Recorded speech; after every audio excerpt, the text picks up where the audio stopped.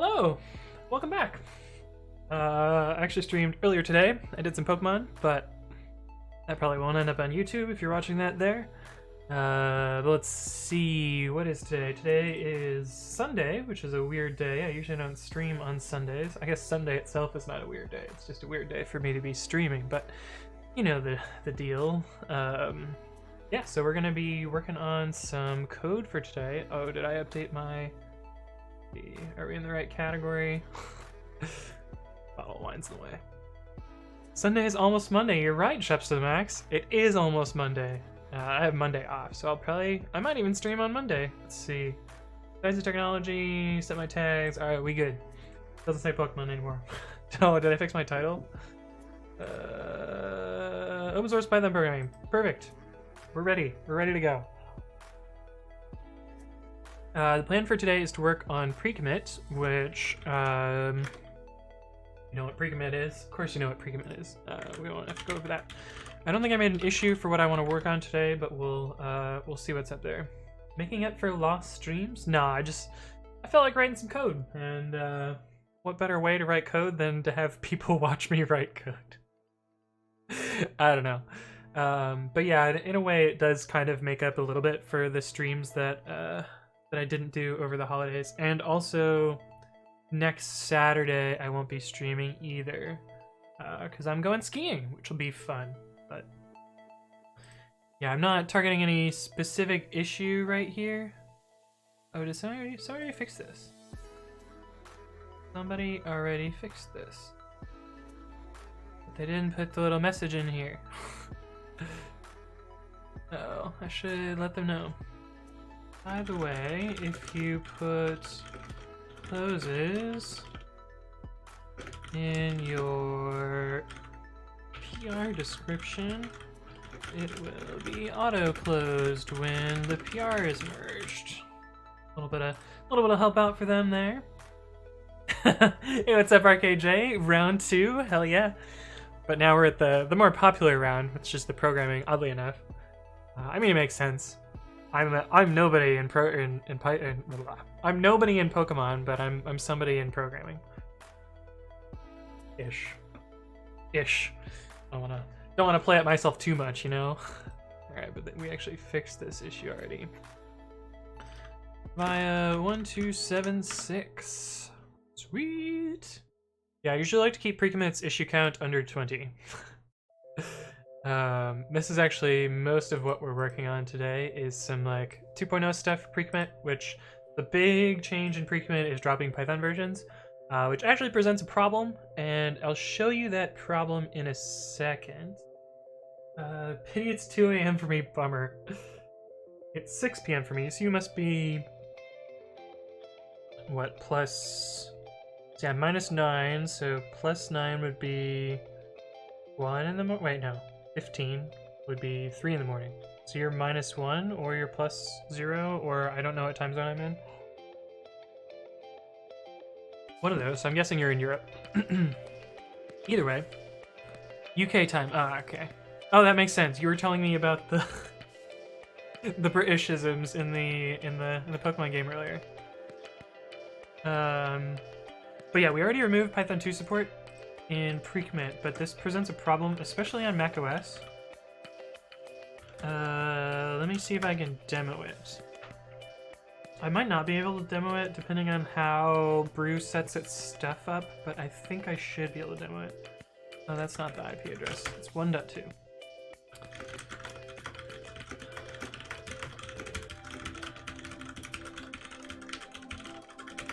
Did I forget -A? We'll find out in a second. I did forget -A.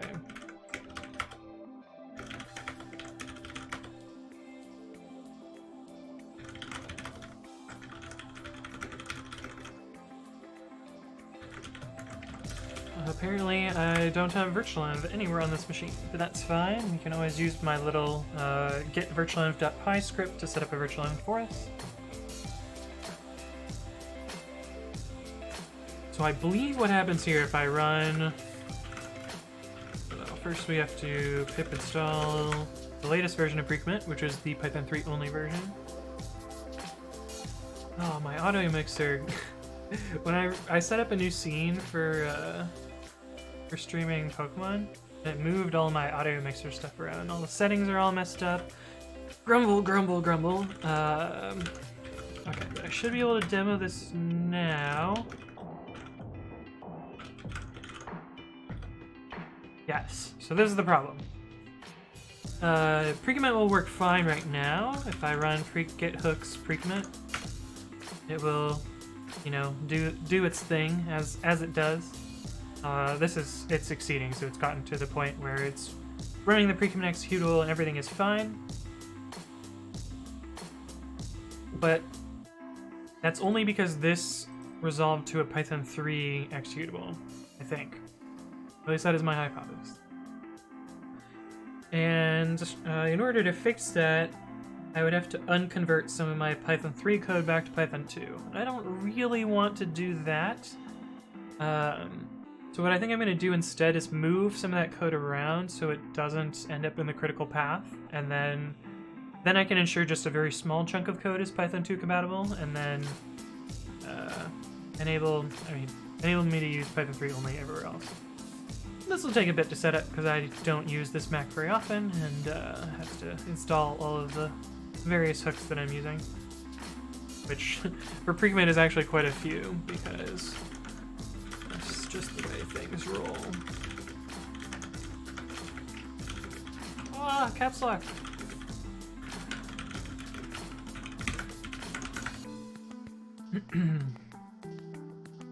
This may take a few minutes.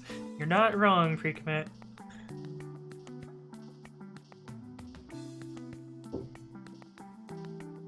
Okay, yeah, but anyway, it succeeds when you run that directly. Wow, that was slow to start up. Weird.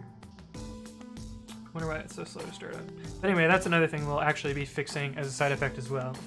That script should get faster once I do my refactoring.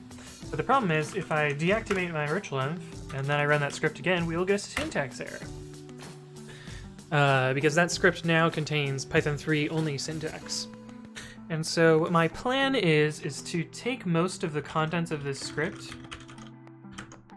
get hooks precommit. So the way the script works right now is we template in some variables here. I thought you were gonna get new headphones. Oh yeah, I was gonna try and use my earbuds instead of my headphones. You are right there. I did try and do that and the sound didn't work out properly. So I'm just gonna stick with these, even though I don't really like them that much. They get the job done though. They're just a little bit annoying. But yeah, this templates some stuff out. This script is also responsible for running the legacy hooks, so it'll run. So you can install precommit in a mode where it'll run your original/existing Git hooks as kind of like a migration pathway to make it easier to ease yourself into precommit. And then the other responsibility it has is to call the precommit executable itself. And so those two responsibilities currently reside in this script, and it needs to know exactly the calling construct, so it does all this stuff with reading standard in and like figuring out different arguments and all sorts of stuff there. But when I'm done with this script, I want it to look something like just like this line, and then I don't know, essentially exec precommit hook impl or something like that, and then these variables get passed along, but it won't do any logic in this script is the plan. And when it's logicless, then I don't have to worry about, then I can like avoid all of the python3 syntax. So it'll be just dead simple script, and then it'll work in either python2 and python3. The reason we end up with this shebang, at least on macOS, is because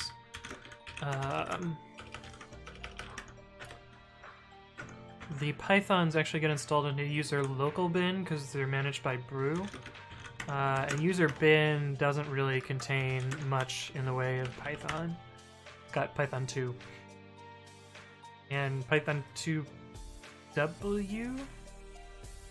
What is this? Oh wow, macOS actually ships with a wide Python? That's new. Or at least, it's new to me. Huh, I didn't know that. Anyway, so that's what we're gonna plan. That's what I'm planning on doing today. There's some complications with this though. So in order to implement that second entry point that I was talking about, these are the current entry points. There's auto update, clean, garbage collect, init templater, install hooks, migrate config, run, sample config, try repo, uninstall, and help. So we're gonna add another one to this list here. The problem is, or at least the first problem, is I don't really want it to show up in help because I don't expect people to call this directly, ever. And if they are, well, then they're kind of on their own. Hook, impl. The problem is, add parser. There's this argparse.suppress that is supposed to be used for turning off help in argparse. But as far as I know, it doesn't actually work. Parser. There we go. As far as I can tell, it doesn't actually work. It still ends up in the output here, still ends up in the help message up here.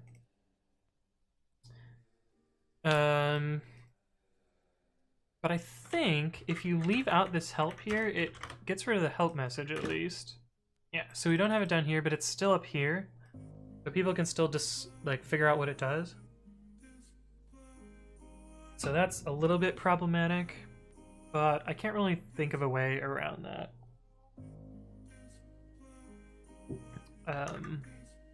But we'll see. The other question is how this will work on Windows, because I don't, like, I know how file descriptors are inherited on Python, so like reading from standard in from a subprocess will still work, or from a exec process will still work, but I'm not sure how that functions on Windows. So we'll have to do some investigation there, but that's the plan for this stream.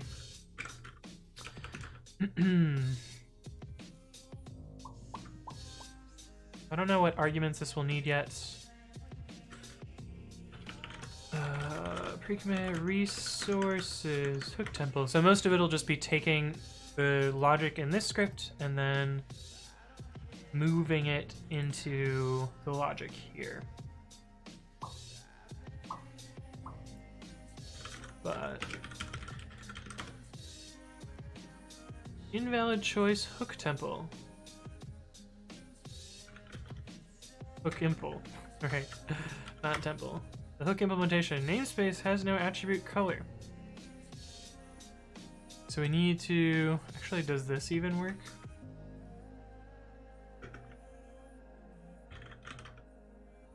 It does. Why does that work? Oh, because it gets here, I see. We need to add the color argument.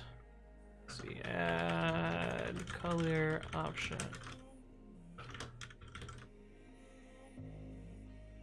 This should be hook impl parser to match the other one.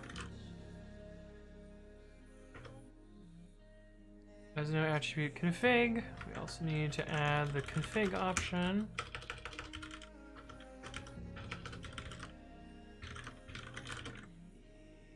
Oh, hook impl not implemented. Perfect. That's what we want to get to.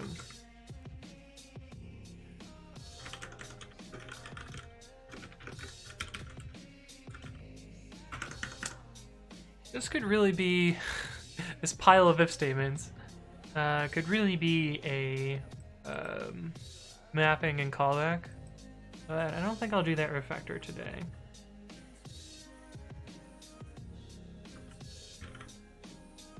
Oh, these are all nice and alphabetized. I can keep that.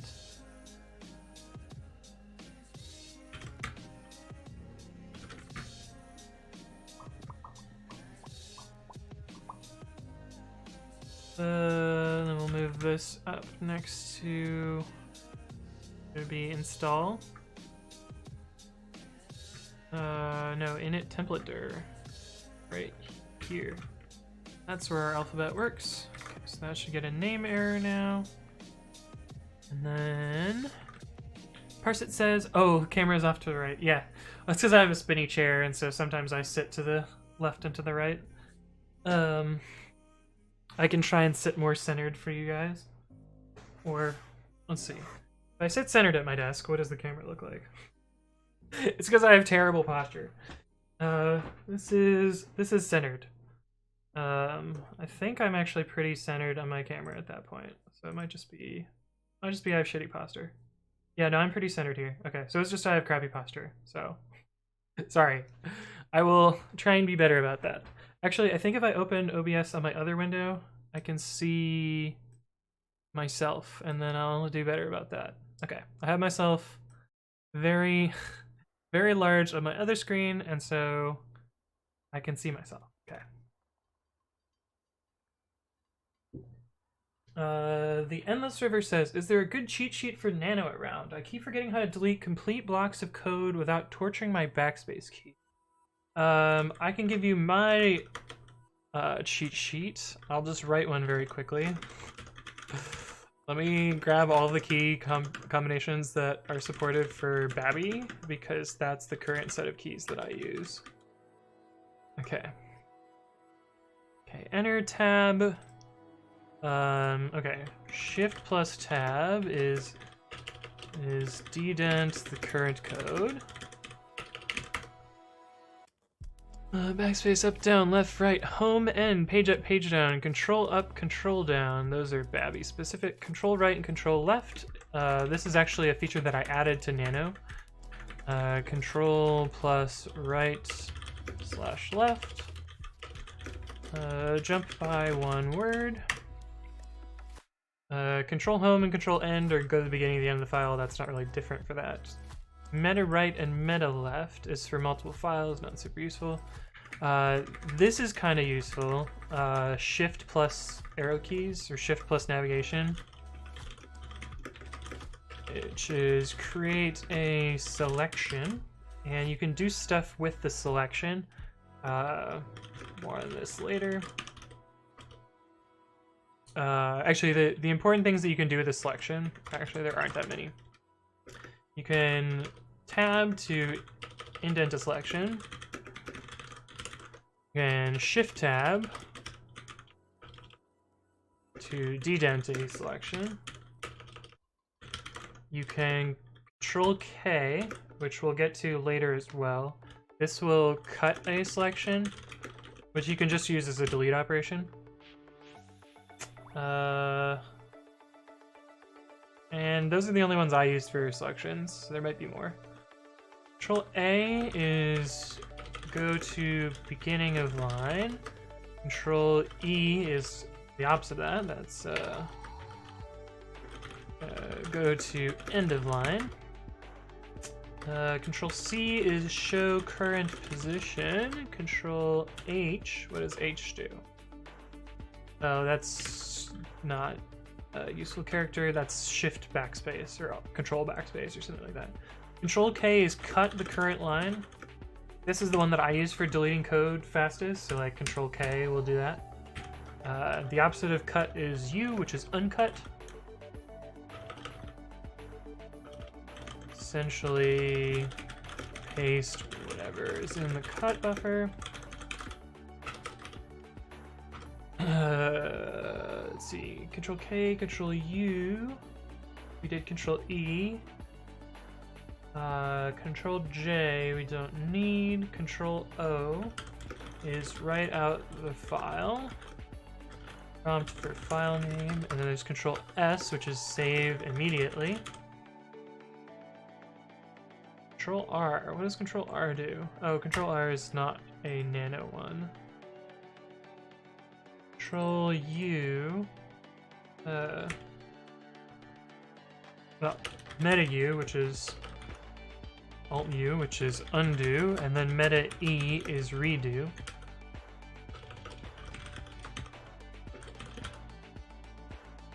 Control V, so control V is page down, and control Y is page up. Control W is search, and Control X is exit, and replace is underscore? No. Control backslash. Search and replace. Control underscore is go to line number. And those are basically the keyboard shortcuts that I use in Nano. So I can make a paste bin of that for you. Fluffy. No. There we go. Here's my Nano cheat sheet. Hopefully that's helpful for you, the Endless River. And all of those operations are supported by Babby, except these ones are different. This one's different. This is, well, this is meta lowercase u, and this is uppercase u. So shift meta u. But hopefully that's helpful. Gotta help a fellow nanoer out, you know? Let's see. Oh, I lost what I was working on. What was I working on? Where was that?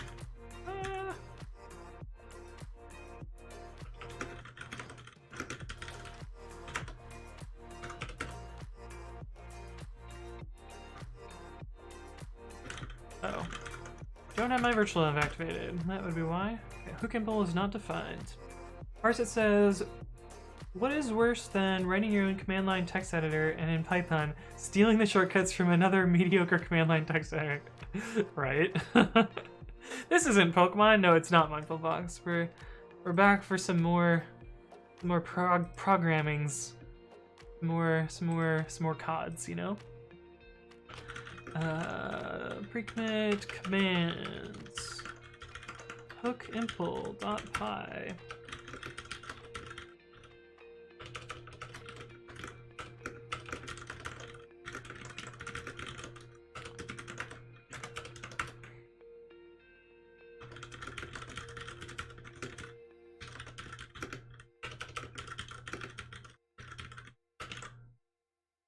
So this should succeed now, but not do anything. Cool.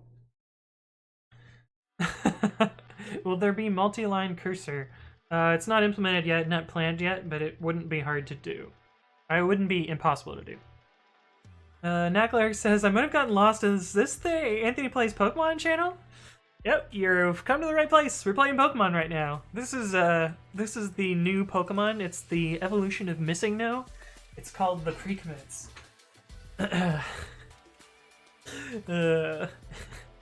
Joy's Bite says, did you finish all of the admin code? No, I still have to do day 22 and a half onwards.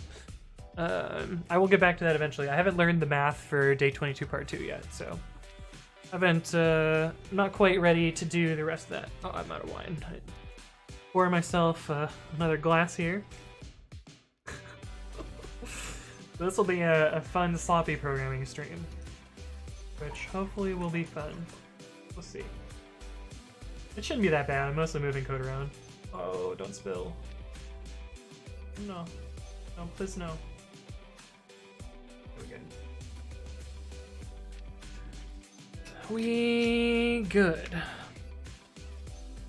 Yeah, the other thing with, like, I wouldn't want to change my shortcuts because I already have muscle memory for Nano, and, like, I want to make the transition to Babby as easy as possible for me, because I'm doing it for me, let's be real, at the end of the day. You should allow us to play Pokemon while you write code. Oh, that would be cool. The thing is, so if you guys can find me a hardware mod that allows me to have a programmable Switch controller, I will hook that up, because I think that would be really cool. Also, I think it would be cool to just like write some code that plays Pokemon for me. But if you guys can find something like that, I will buy it and I will set it up. Or if you can find a tutorial for modding, maybe. Although I don't want to get banned, so be careful about that. First it says, I hate assigning shortcuts myself because I have to think a lot of it. If the shortcut is already taken, if it will interfere with the operating system in some twisted way, and so on and so on. Yeah, that part's really annoying.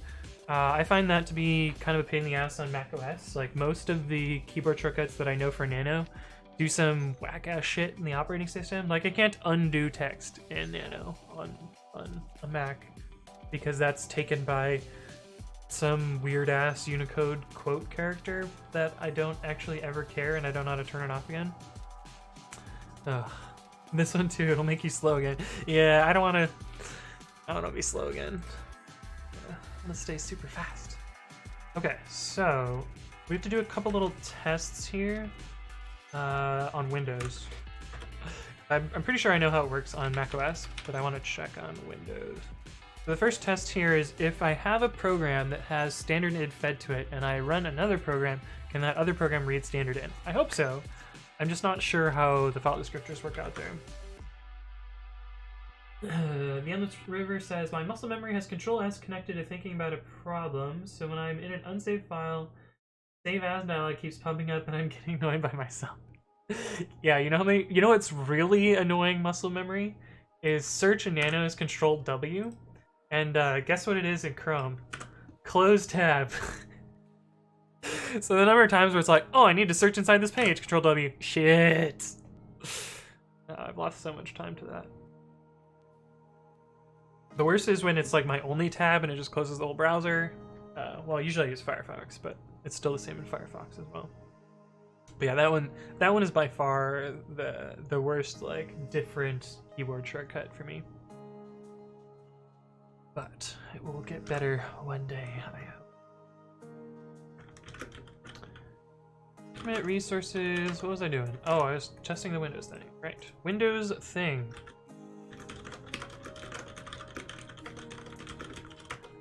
Okay, so I can use Nano in Windows. Look at this shit. Oh yeah, but this is where they got rid of formatters for Control-T. You can still use it for linters. Oh, Nano has fun colors on Windows. Interesting. Control-Shift-T is your friend. Yeah, Control-Shift-T is great. But sometimes you're on a page that loses state when the tab closes. Like the JavaScript fucks up, or it's some like single-page web app, and you're just like, oh, no, I have to start over. Worst. Okay, so actually we want to use exec.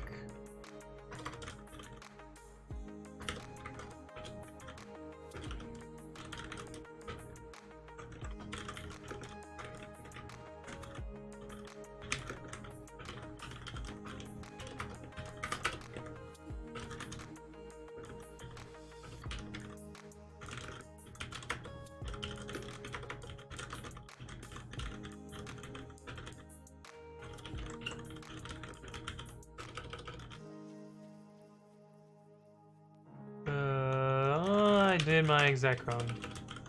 Dang it.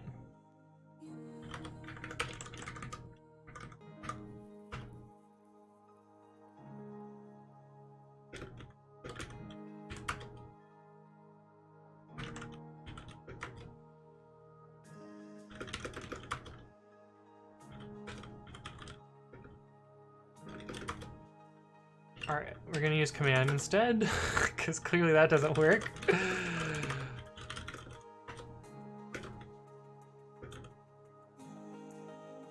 Okay, so that works.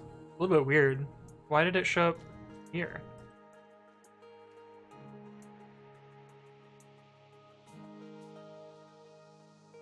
Really very weird.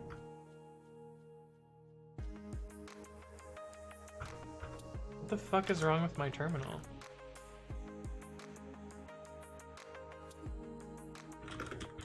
What happened there? Does exec BPE not work like I expect it to?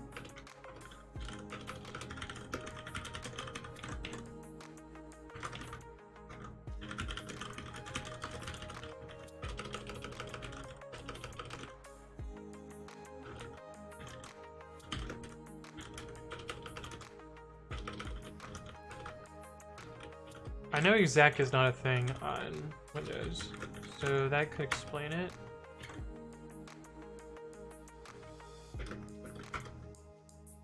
See, that worked how I expected. So exec is just weird on Windows. Let's see if we do shell instead. python2.py.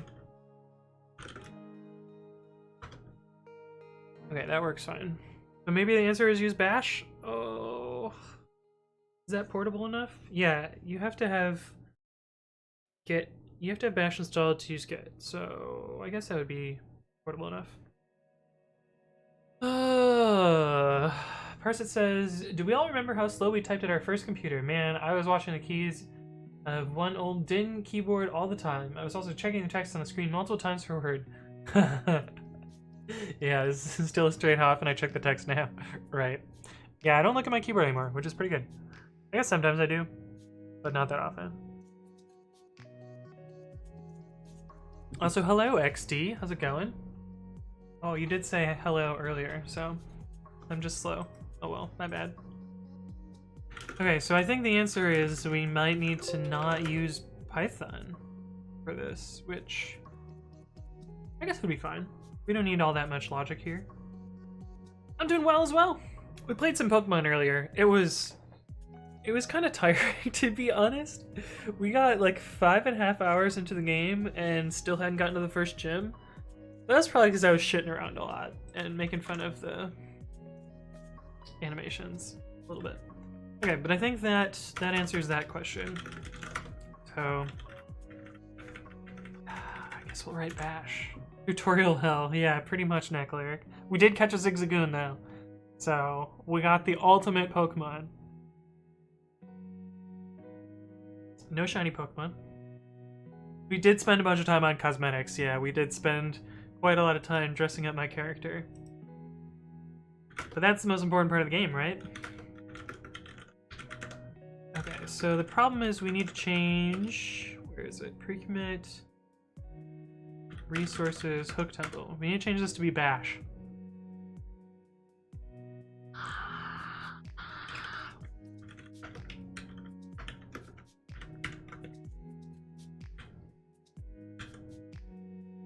Well, we won't need that heck anymore. Here. We will need that. We won't need this. We will need that. We'll need all of these. So we need to bashify them. Skip on missing config equals empty thing. The whole purpose of gym badges is to unlock the next clothing store. Right? The problem is we need a lot more money because I'm poor in Pokemon. Okay, so what we eventually want to do here is we have several ways to get the executable. Cool thing about bash is it doesn't check syntax, so you can just exit early and none of this will run. But where's the part where it tries to find the executable? This bit here. So we need to run this here. Opening dev null. Oh, this is why it's slow, because it tries to run pre-commit here.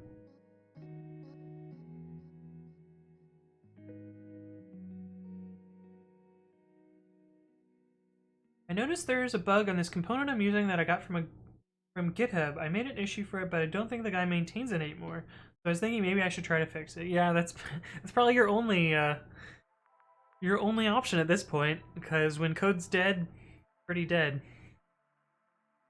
Yeah, so this is part of the slowness of the GitHook startup, is we try all of these Pythons.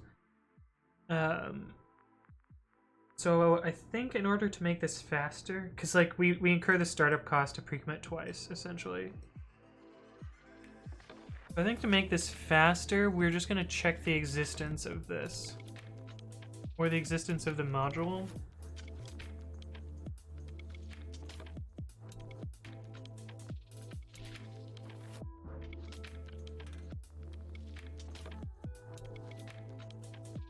Yeah, let's do that. Okay, so if -e, let's reopen this so we get bash syntax hiding. If dash E.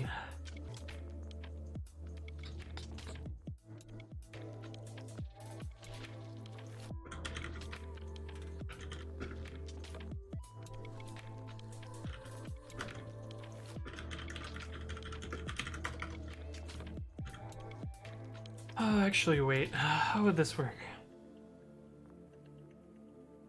Right now, there's 3 cases where we try for precommit. One of them we try install python-m precommit.main. We also try python-m precommit.main, and then we try precommit. Problem is, we kind of need to know better about this.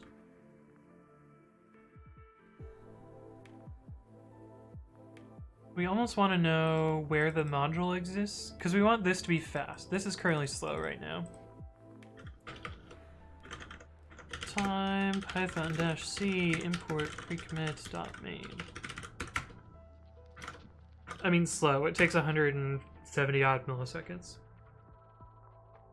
But that's almost a third of a second before precommit even starts executing. So it's kind of slow. And if we can avoid that 200 milliseconds, that's pretty significant, because humans can notice 200 milliseconds of pause. Problem is, even if the Python exists, we're not sure that precommit exists there.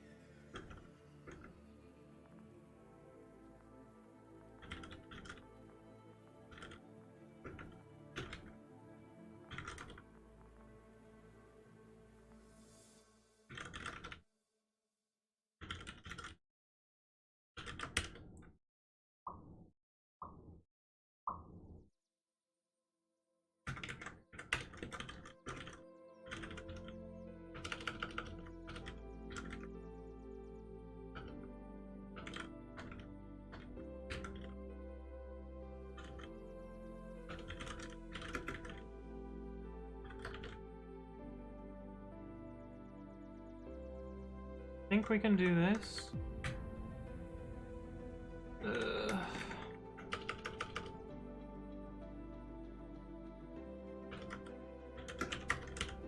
I think this is what we'll end up with this script being.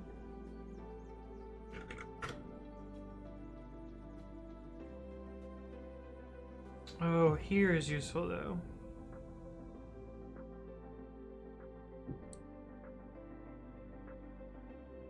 We need to figure out a portable way to do here, which I believe is in the old code. Because it used to be bash.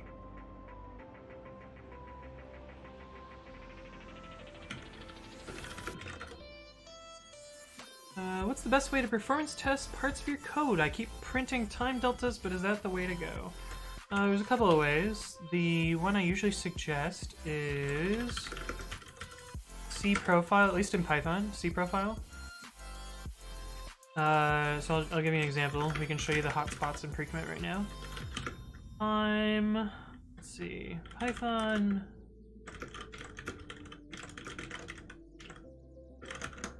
Ooh, alcohol.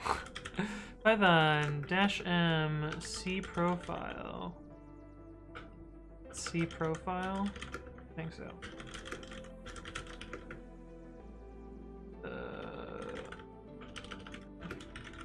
We'll just give you one that's... Well, let's not do Flake8, because Flake8's kind of slow.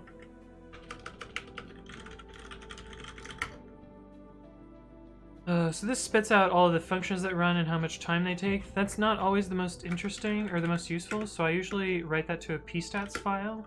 prof.pstats. So it'll run this script and it'll profile all the function calls. Profiling sometimes actually changes how long functions take, so it's not always the most accurate, but it's probably the best chance you have at looking at some amount of like critical performance parts. And then I usually convert it to a dot file. I don't remember the command that I use for it though. gprof2 dot -o cats dot percentage. Eliminate nodes below this percentage. Oh, we'll just leave it at the D. What could go wrong? Ooh, look at these Canadian spellings here.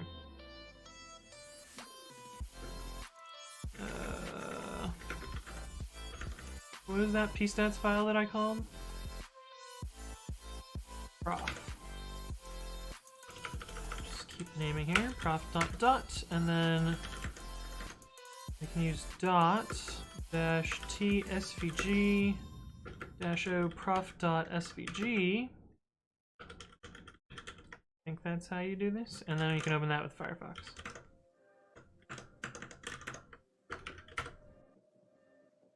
Assuming I did it all right. Yeah, so you end up with a profile here. This one's a little bit wild.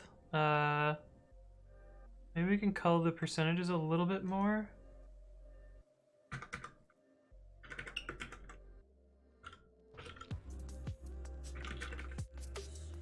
Eliminate edges below this, 0.5. Let's try 5 instead of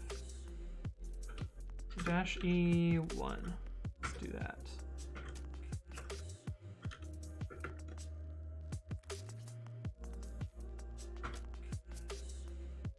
There we go. That's a little bit more readable. And then you essentially just look through the colored paths in here. So you can see like everything goes through the pre-commit entry point, which is currently incurring the setup tools overhead because it's using an editable install. So that comes around here. You have a lot of time spent in import.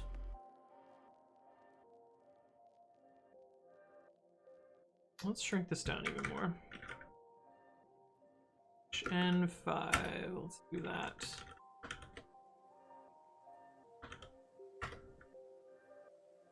A much smaller one now? Yeah, it's a little bit more readable. And actually, let's make pip uninstall pre-commit. Let's do pip install dot to eliminate the setup tools garbage, because that's gonna skew most of this.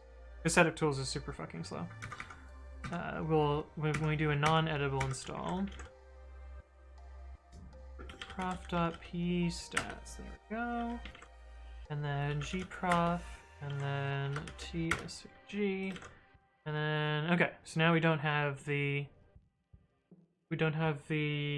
setup tools garbage in here. But you can see we start at exec, we run pre-commit, that imports the module. And then we run main. Main should be all of the actual execution, and you can see the actual execution is only 50% of the overall runtime. So 50% of what's actually happening is the startup cost, which you can see over here. This is all of the startup cost. But then, where does the actual execution go? Yeah, so then the execution goes into run. This is the important part, where the running of the code happens. And you can see we have one call to run hooks, one call to run single hook because we only ran one hook. And most of that is spent in this xargs helper, which is... Where did we lose all that percentage? Oh, I see. We spend 10% of the time checking if things are healthy. Which makes sense. It has to do some logic there.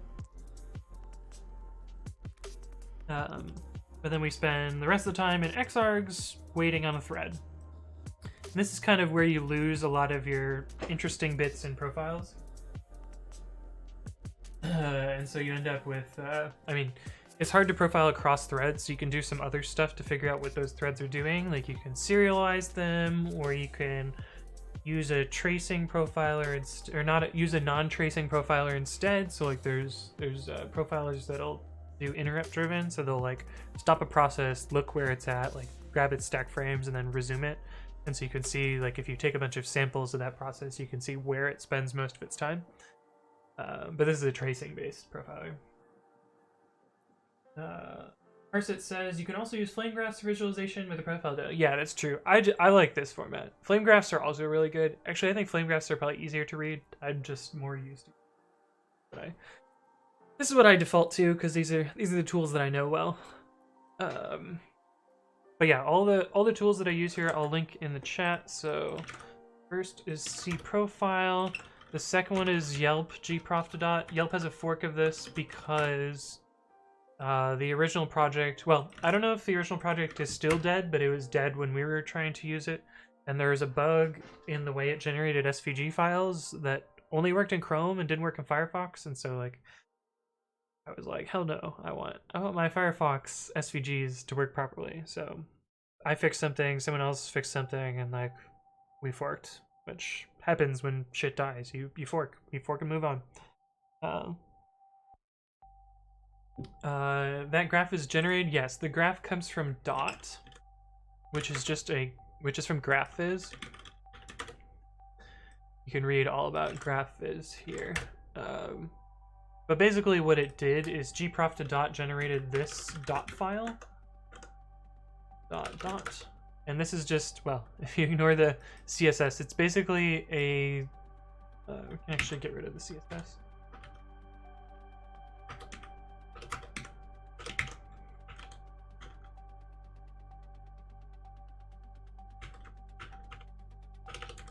All the CSS. Replace it with that, yeah.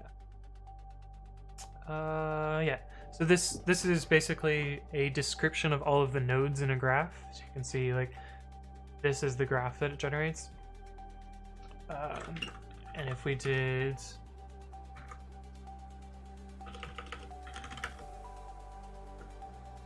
Oops.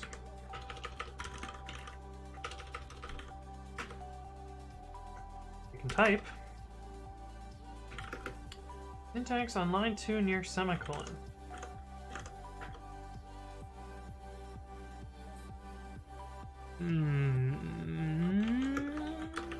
What? Let's try that. Okay, never mind. I broke the graph. Ignore that.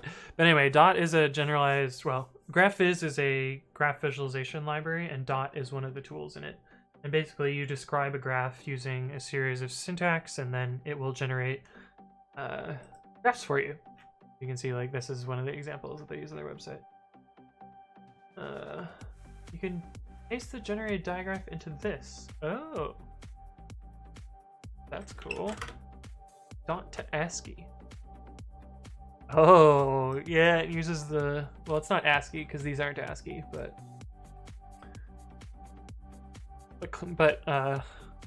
semantics. Also, you can see it's a little bit fucked up on my computer. But what are you gonna do? What are you gonna do? But anyway, that's how I usually do profiling.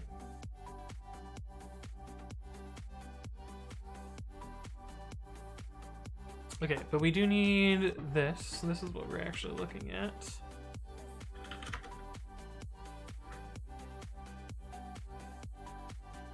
Oh, right. Fucking macOS. Stupid garbage.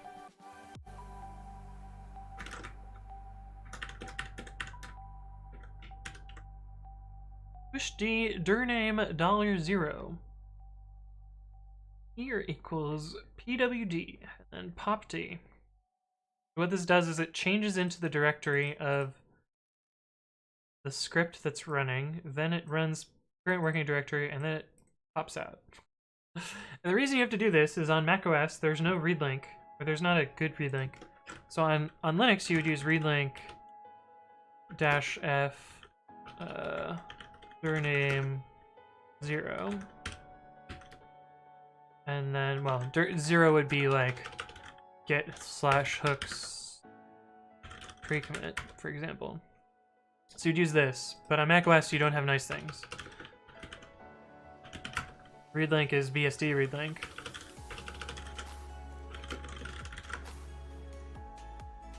if you try this thing,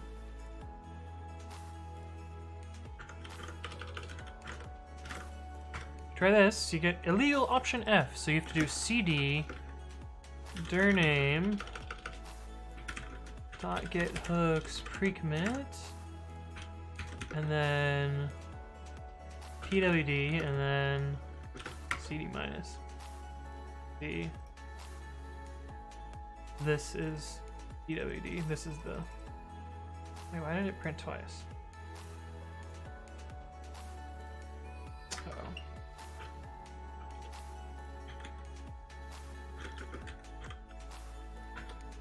Yeah, there you go. So, this is the unfortunate portable way to do this.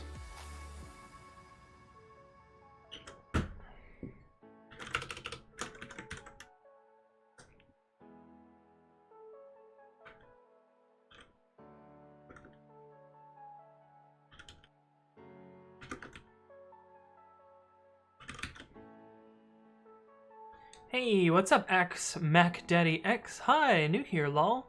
What are you trying to build? I'll tell you what I'm trying to build, lol. Sorry, I don't mean to make fun of you. I'm working on a tool called precommit. The idea behind precommit is it manages installing and running linters and code formatters, and knows things about Git hooks and stuff.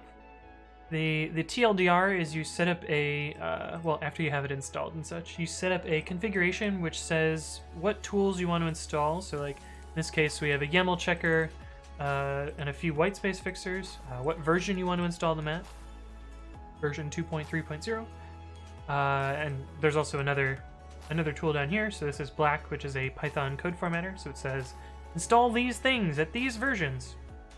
And then you set it up, you can integrate it with Git hooks. It knows how to install all of those tools and run them against files in your repository. So that's a TLDR of precommit, and we're working on fixing a slight, I guess oversight is maybe the right word. When dropping python2 support in precommit, it changes how one of the little scripts works. Unfortunately, I think I'm porting it to Bash to make it more portable. As much as I hate Bash, and like, ugh. I spent so long getting rid of the Bash in precommit, and now it's creeping back. But I think it's the most portable way to do it, so unfortunately, that's what I'm doing.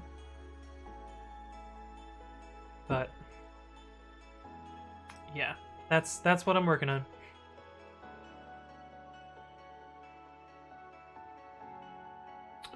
This is not right. This should be -m precommit. Awesome, let's get this bread. Do your thing. Thank you, my dude. We're not actually getting bread here. We're doing free software. Free software. Free as in, well, free as in. I was gonna say something snarky, but no. Free software. Free as in, I do all your fucking work for you. Free. Yeah, you're right, XD. Did I show you this, XD? There's this repository called Free, which is a bunch of implementations of printing an R and then printing a bunch of E's over and over and over in a bunch of different programming languages. But I have one that hasn't been merged yet. Implemented in int code, which is the advent of code programming language, which is just a few integers, not that many. Oh, you saw it yesterday. I'm following your GitHub. Nice. There's probably something offensive with this that I just don't understand. That's fine. I'm gonna live ignorantly until somebody corrects me. Until then, let me have my fun. Unless it's really offensive, and then maybe I should stop. Oof. Maybe I should look it up. Sometimes I live under a rock. This is one of the rocks I live under. Rick Nichols 84 says, "Are you a front-end developer?" I haven't been a front-end developer in a while. I used to be a front-end developer. Back in the day, a long time ago, I was a front-end developer. I worked at Yelp.com. I worked at Yelp. Let's see. When I was a front-end developer, I worked a lot on this page. Man, Yelp is so fucking slow. Why did that take so long to load? I worked a lot on this page. They've changed a lot since before. Like, this carousel wasn't there before. But all of this is stuff that I built. In fact, this entire module I built here. I also built part of this module. This little portion right here. I helped fix this because it was fucking broken. Oh, it's still broken. That looks so ugly. Lol. They didn't test it. Is it because I'm zoomed? Nope, it just looks like shit. There you go. Typical Yelp. Looks like shit.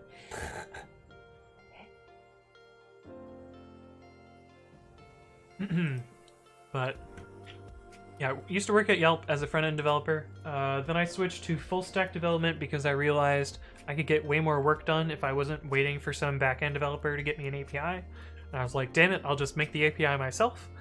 So I switched to being full-stack, so I did front-end and back-end. And then I was like, you know, CSS and JavaScript is kind of lame. I kind of don't like doing this all the time. Then again, I kind of like JavaScript, like front-end JavaScript. It's not so bad. But at a point, I was, you know, less inclined to work on the JavaScript portions and more inclined to work on the backend portion, so I became mostly a backend developer. And then I was like, you know what, fuck code entirely, let's do infrastructure. And so I moved to infrastructure, and then I did like DevOpsy stuff and service-oriented architecture and all sorts of other fun stuff, developer tooling, productivity tooling, that sort of thing. And that's where I found like stuff that I really, really enjoy working on. My passion with software is kind of like building tools for other people so that they can do code faster, and so kind of got into that space. And now I mostly work on infrastructure stuff. I work at Lyft right now. You can see my Lyft infra hoodie that I'm wearing right now because it's fucking cold in my house. It was warm earlier, but now it's like, whew, pretty chilly. But I work at Lyft now. I work on developer experience, where I build tools and software for other developers. So I basically get to do what I love to do all the time. It's pretty cool. But yeah, that's me. That's my stuff. Hardware guy now? No, I don't do hardware. I do like developer tooling and stuff. Hardware, I'm garbage at. I've done one hardware project. Let's see. I think I downloaded the image. See, did I put it on my desktop so I can just show it quickly? Oh, this is gonna be risky click. Nope, this is the spider! There's this giant fucking spider on my bed the other day. Okay, it was not that photo. No, not that photo either. Nope. What's that screenshot?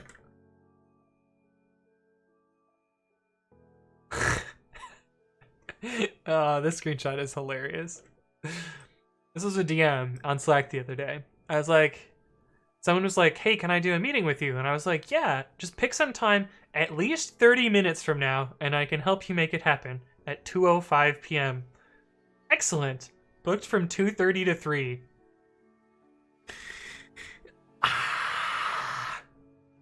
Like, I specifically said this because I was like, I don't want to be available for the next 55 minutes. But they totally missed the hint there. And did it 25 minutes in the future because, you know, who needs things like that?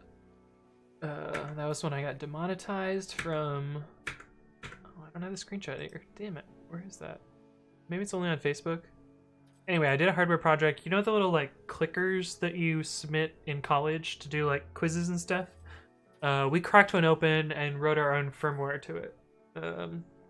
Using some really shitty soldering and wrote our own code, and like it was pretty fun. There were 2 hacks that we did. One of them was you pressed a certain button combination and it would vote 255 times for C. And so You would go into a class of like 12 people, and like suddenly 255 people would show up and vote for the wrong answer, and it just caused chaos. Even in large lectures, it would be like, where are all these people? What is going on? The other hack that we did was we figured out that the teacher clicker and the student clickers are the same hardware, except for the plastic. The plastic was different. So the teacher clickers were blue and the student clickers were white. And we found if we like social engineered, found the little serial number on the back of the clicker, and then flashed that serial number to our device, suddenly we're someone else. A pretty swick impersonation vulnerability. But anyway, that was my only hardware project that I've really done. Is that true? I think I might have done one other thing, but I'm not remembering it right now. But yeah, I'm not really a hardware person, so it happens. Let's see. 3 is just a society with a Pepe means. Oh, well, I guess it could be worse. Pepe's kind of shitty though. But I don't think it's anything in particular. Alright, well. I'll keep doing it until somebody makes it sound really, really bad. And I'll stop. I spilled. That's why I'm licking my glass. Like a pleb. Nice. Scraping Yelp is fun. Yeah, Yelp scraper detection is not the best. No thank you on the spider. The spider is, that's a scary one. But I let him outside so we can go eat bugs in peace. I'm not so much of afraid of spiders. I mostly just want them to do their thing, you know? Live their lives. That's actually big brain. I really hated writing front-end and back-end code. I'll just write code that makes other people write code faster. Yeah, true. Hey, what's up, Matt? How's it going? Welcome back, friend. Matt is also a streamer. M. Blaman, you can check him out. He usually works on Python and Django and stuff. Usually he's building new apps and things. He usually streams on Wednesdays, if I recall correctly. But yeah, met him in person. Really cool dude. Definitely check him out.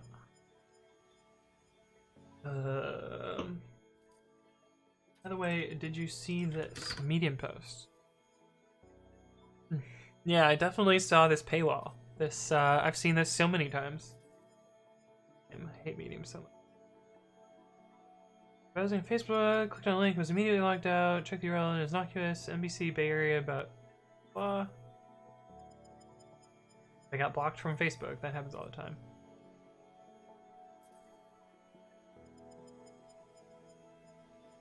We unlocked your account.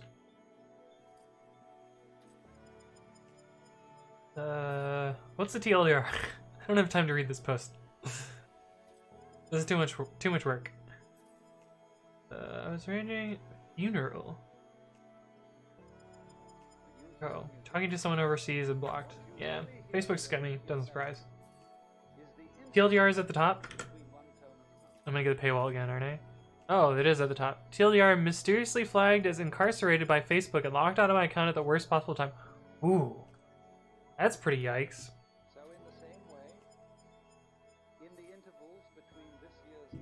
Yeah, Facebook is. Something is beeping in my house. I don't remember what is beeping. Is it? Oh, it's probably my dishwasher. Okay, it's fine. Everything's okay. Made me think I should export and back up my important data from all those big platforms. Yeah, don't keep data only on platforms, which I'm a hypocrite and definitely do the same thing. So I should fix that as well. Have you done any work with SQL? No, I'm not ending the stream. Mods work for free. I was just shouting out someone else. Have you done any work with SQL? I'm just getting started. I've barely written any code. This is all I've written. Do you do any work with SQL? Not much anymore. My first job, that was all I did, was write SQL, essentially. Yeah, Matt usually streams on Wednesdays at 9 Eastern. Completely happy to shout you out. What are you doing with pre-commit tonight? So I dropped python2 support in pre-commit, but I realized a problem where, especially on macOS, you end up with syntax errors because macOS defaults to python2 and doesn't contain a python3 inside of the default dev path. So inside these directories, there's no python3 in any of these, and so precommit's like, oh, I'm not confident you have python3 installed, so I'm gonna fall back to python2. And so what we're doing is we're getting rid of all of the logic inside of this file, so I won't need these type annotations.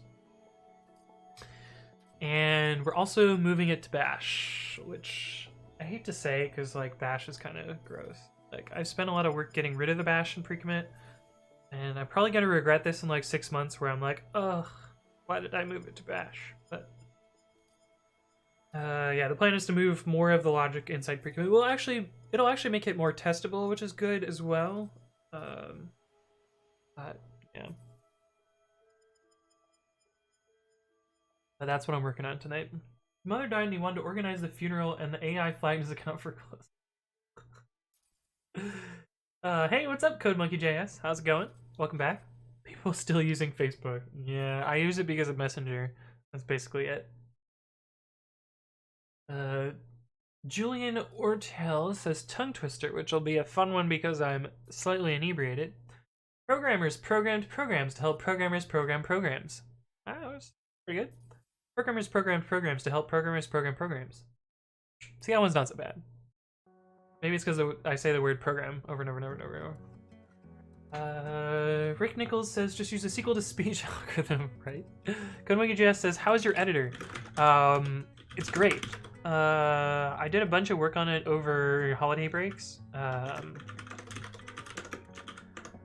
see, what did I work on over holiday? I did this new like selection mode, which is similar to visual mode in Vim.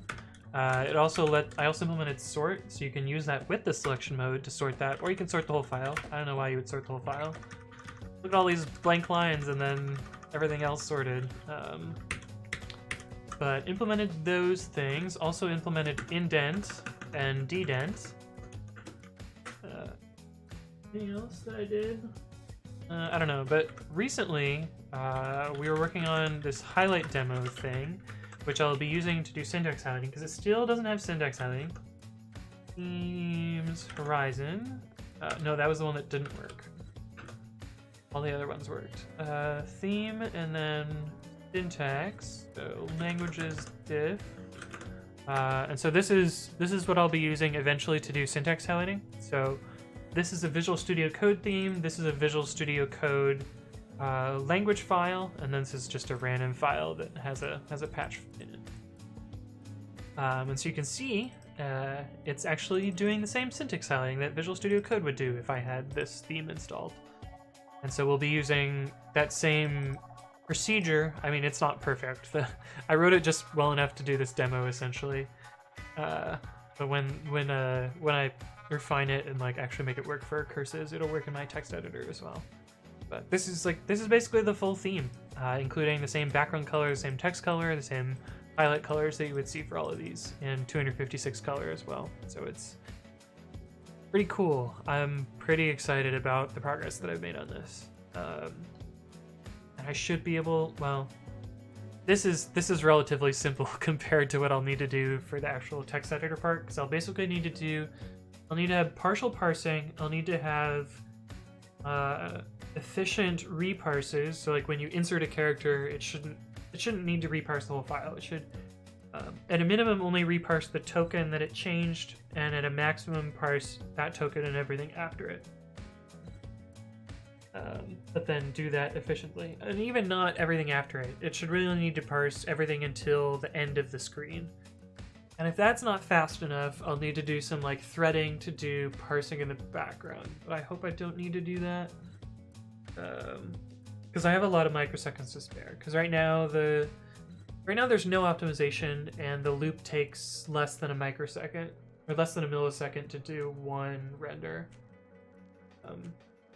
But yeah, eventually, I mean, I'm sure it will tick up as I do syntax highlighting. Until then, I have some time to spare, I think. Have you ever tried loading an insanely large file into Babby? Yes, it doesn't actually make that much difference. How can I show you this? Let's just we'll just copy Babby, I don't know, 1,000 times into itself. Eek. 1,000. Hey, what's up, Aaron? How's it going? Xargs replace --c cat babby.py into babby2.py. We'll make a really, really, really long babby2.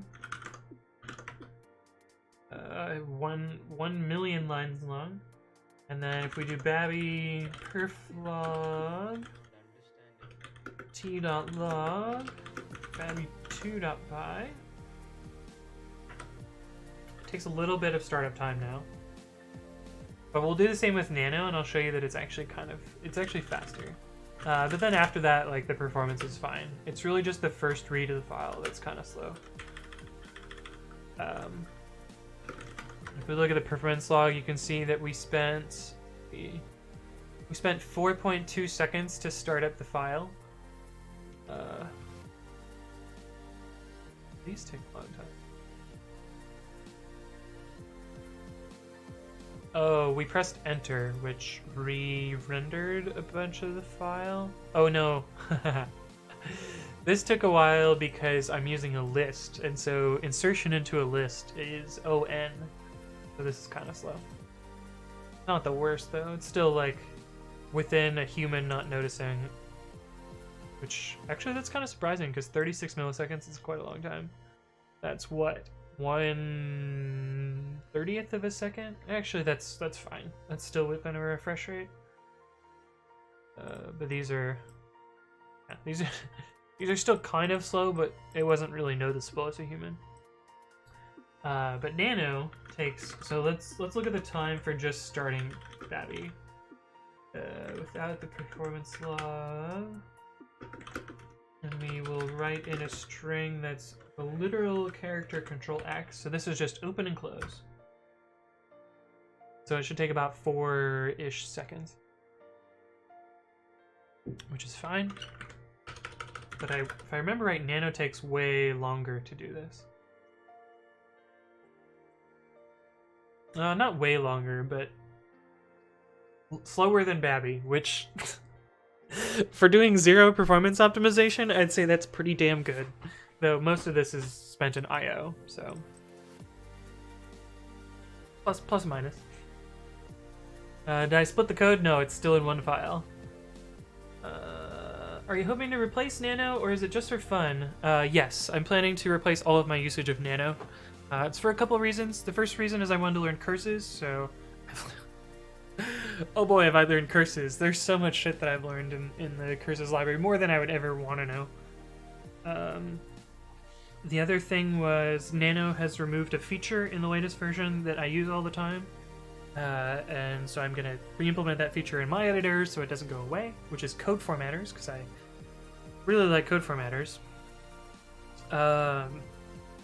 And then, what's the other one? Oh, I want to be able to add features. So I've already added features to Babby that don't exist in Nano. And it's really easy for me to do it in Python, but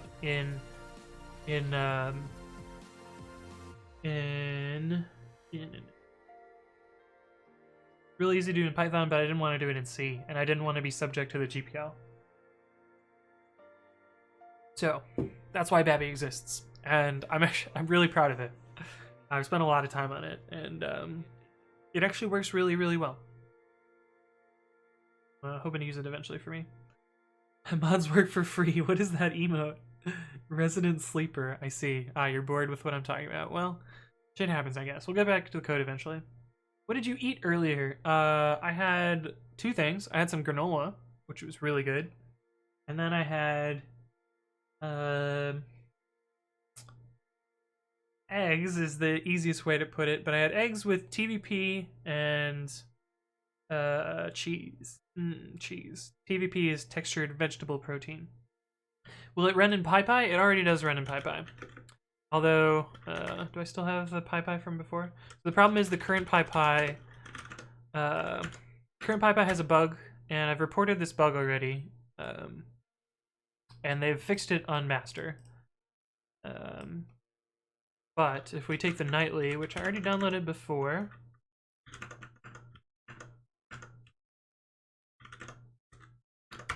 it starts and it works fine, and it's faster over time, which is pretty good. But yeah, it does work in PyPy3. It doesn't work in Python 2 because fuck Python 2. Did you profile it? What are the bottlenecks? I haven't done any I haven't done any performance optimization yet. I can tell you what the bottlenecks are because they're very obvious. The problem is every single character that I press, including the arrow keys that modify nothing, redraws the entire fucking screen. There's no smart stuff done yet. In theory, like, arrow keys should not re-render anything.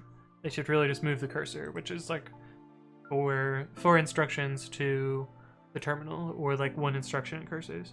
But right now it's redrawing every single line. And you can't really tell, because it's still pretty fucking fast. But as soon as that render loop gets slow enough, then I'll have to optimize some stuff, and then I'll be able to profile it. I've built my own little per loop profiler.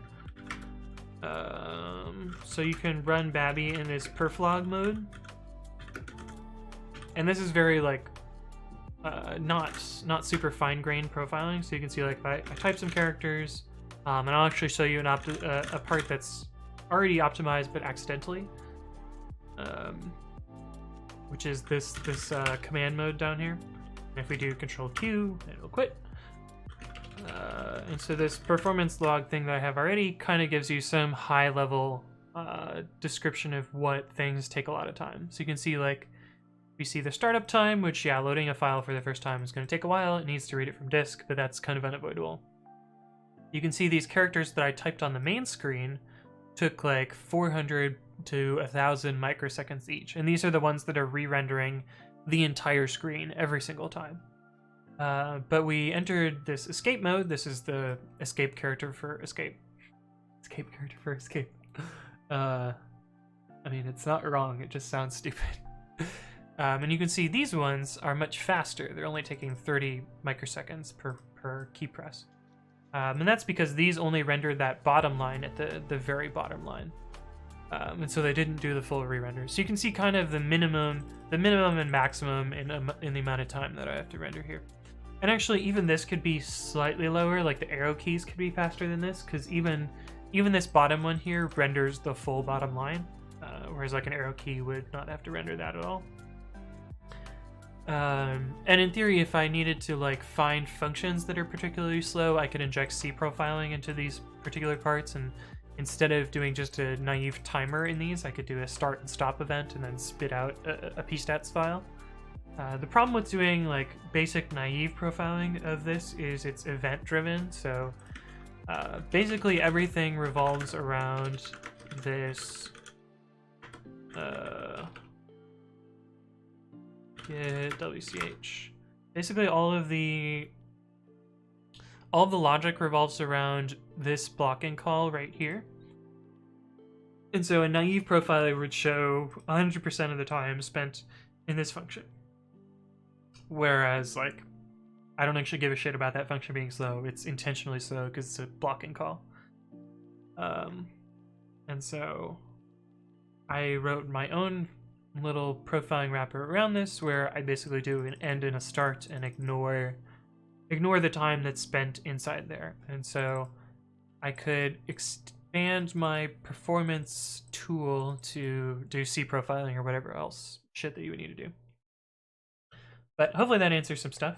Oh, does Vim open the file faster? Let's see. Time vim babby2.py. Then we need to do quit. So we need... Actually, if you open a file in Vim and just type Control:/Q, okay, we can just do time vim babby2.py:/Q.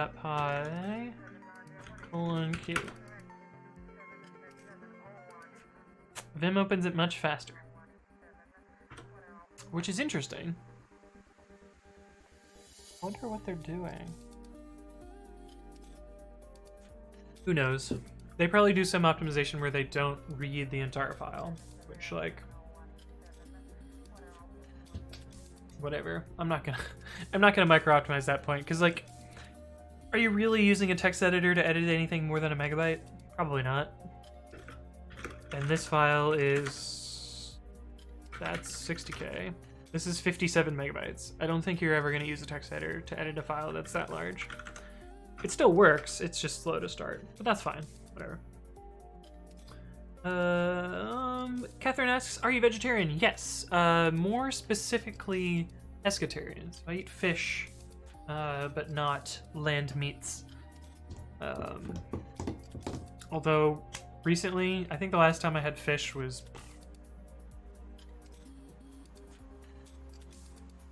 probably a month ago, so like realistically most of my diet is pure vegetarian.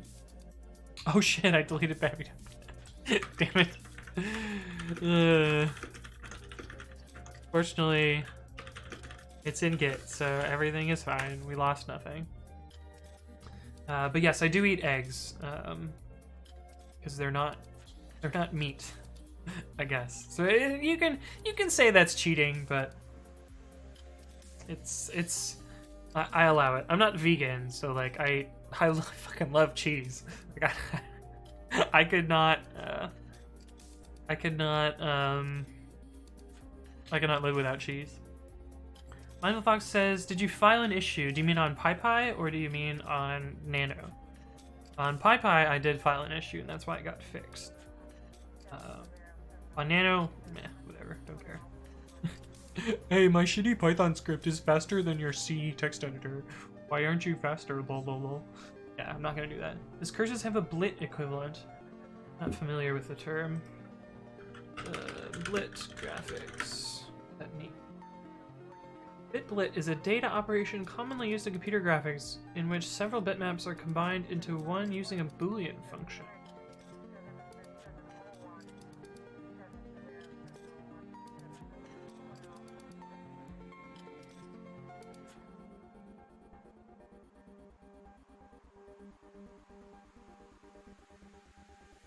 What?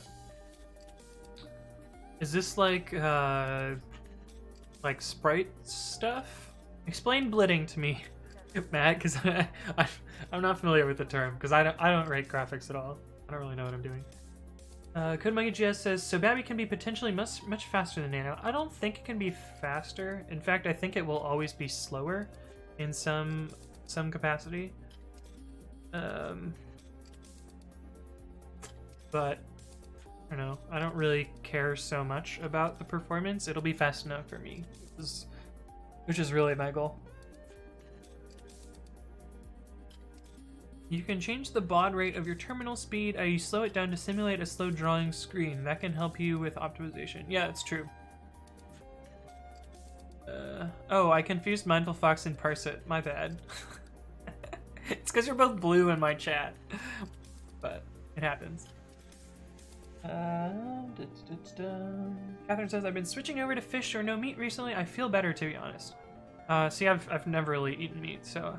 Well, the few times that I have, I've gotten very, very sick.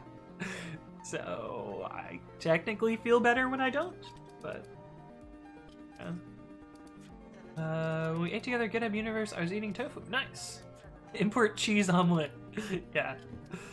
It's hard to find vegetarian food in Kansas, though. Oh, yeah, true. Yeah, that would make sense. Yeah, Kansas wouldn't strike me as the most vegetarian-friendly place to live. Michigan was actually pretty decent for getting vegetarian food. California is like vegetarian capital or vegan capital. You can go to a fucking steakhouse and get a purely vegan meal. Like, what sort of fucked up world is that, right?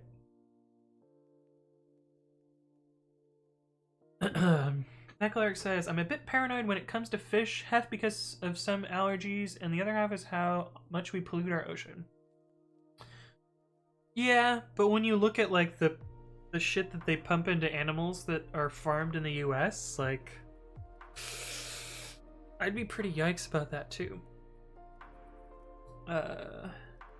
You mentioned that your editor is rendering everything at once. In 2D games, a blit is a re-render of just the portion of the screen that changed. Oh yeah, Curses has blitting. So if I only write to like the bottom part of the file, it will only re-render it will only re-render that line.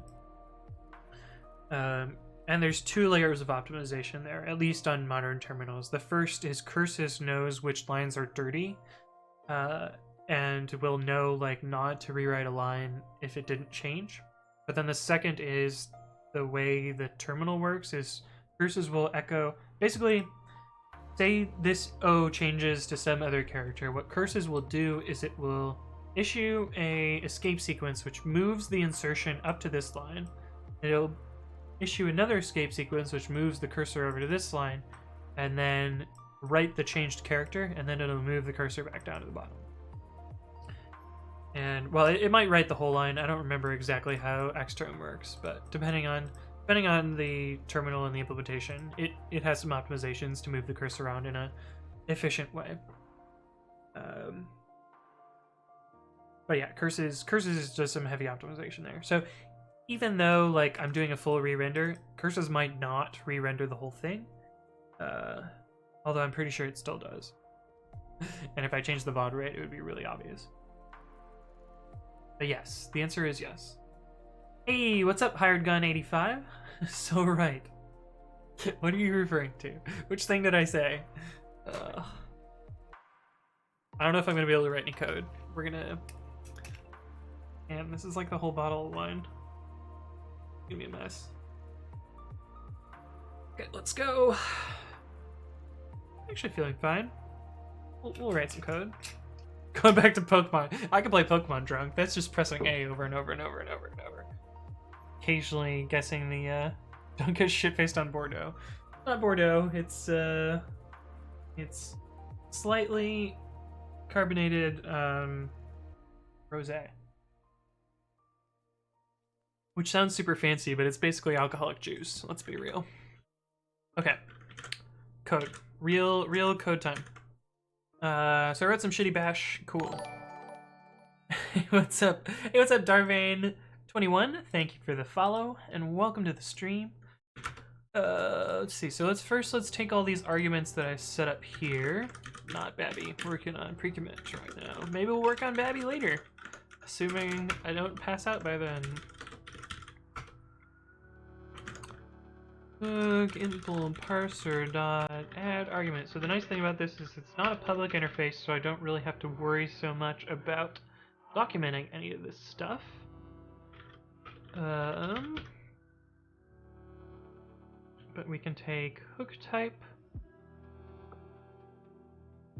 which will be... Actually, do we care about hook type? We do. Why do we care about hook type?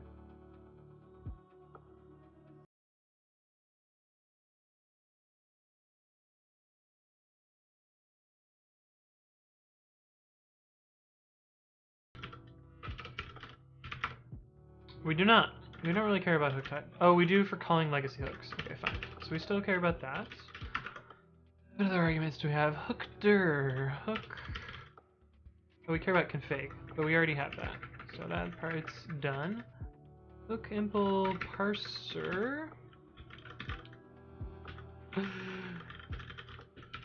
Hookdir. This will be used for running legacy hooks. That's fine. And then hook impl parser dot add argument.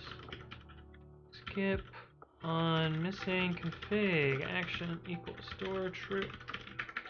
Care about that. Didn't that one guy use your private interface though? Yeah, fuck that guy. That guy's an asshole. He's not using it anymore though, so we're good. And if somebody uses this, then cool. I mean, have fun. When it breaks, don't come crying to me. You set yourself up for failure if that's what you're doing. Not my problem. Undocumented. Intentionally undocumented. This is a long name. That's fine. Okay, but we need all of these things. Example. We need to pass all these things in. So we need, what do we need? We need config file. Hey, what's up, Soya666? Thank you for the follow. Welcome to the stream. Hired Gun 85 says, noob question, what? You know, I ask myself the same thing sometimes. You know, what? What is life? What am I doing? Why am I talking to a computer? What's the best way to proxy an API request? Okay. Sorry. I should have realized that you accidentally pressed the enter key. Oh, now I look like an asshole. God damn it. But I will answer your question for reals, though. Not so philosophical. Okay, cool. What is the best way to proxy a request? Are you talking about in Python or in general or like software or are you trying to get me to complain about Nginx and Envoy and HA proxy or because you kind of have three choices if you're dealing with proxy software, like in an infrastructure-y sort of way. You kind of have Nginx, HA proxy, or Envoy, which, due to dumb reasons, I call Envoy. Mostly because Lyft created Envoy, and it's kind of a shit show at Lyft. I mean, it's not a shit show. It's just like, it causes so many of our outages, and we need a way to cope and laugh about it once in a while. And my current way is to pretend that it's French, and call it Envoy. But if you're working with like building a service mesh, I don't know. Your best way is to use one of those three technologies and cope and laugh. Alcohol. I mean, I'm working on that one right now. We're almost out. It's sad. But yeah, if you're working with like a service mesh, one of those three technologies are going to be your best bet. Depending on your setup and what you need it to do and how many features you need and what sort of like technology you plan to do, you would choose one of the three. Nginx and HA proxy are kind of going to be your simplest, more reliable solutions. Like they kind of only do, well, you can do all sorts of shit with Nginx, and I guess you probably can with HA proxy as well, but both of those are going to be very reliable, simple solutions. Envoy is a lot more complicated. It gives you a lot more knobs. It gives you a lot more things to break. It gives you a lot more behaviors that are sometimes surprising and other problems there. But those are options. If you're talking about it like a service layer where you're just taking like, say I have like I'll give you an example. At Yelp, there's this, I don't work at Yelp anymore, so I can hopefully say this freely, I guess, because in theory it's changed, but definitely it hasn't because there's no way it's changed.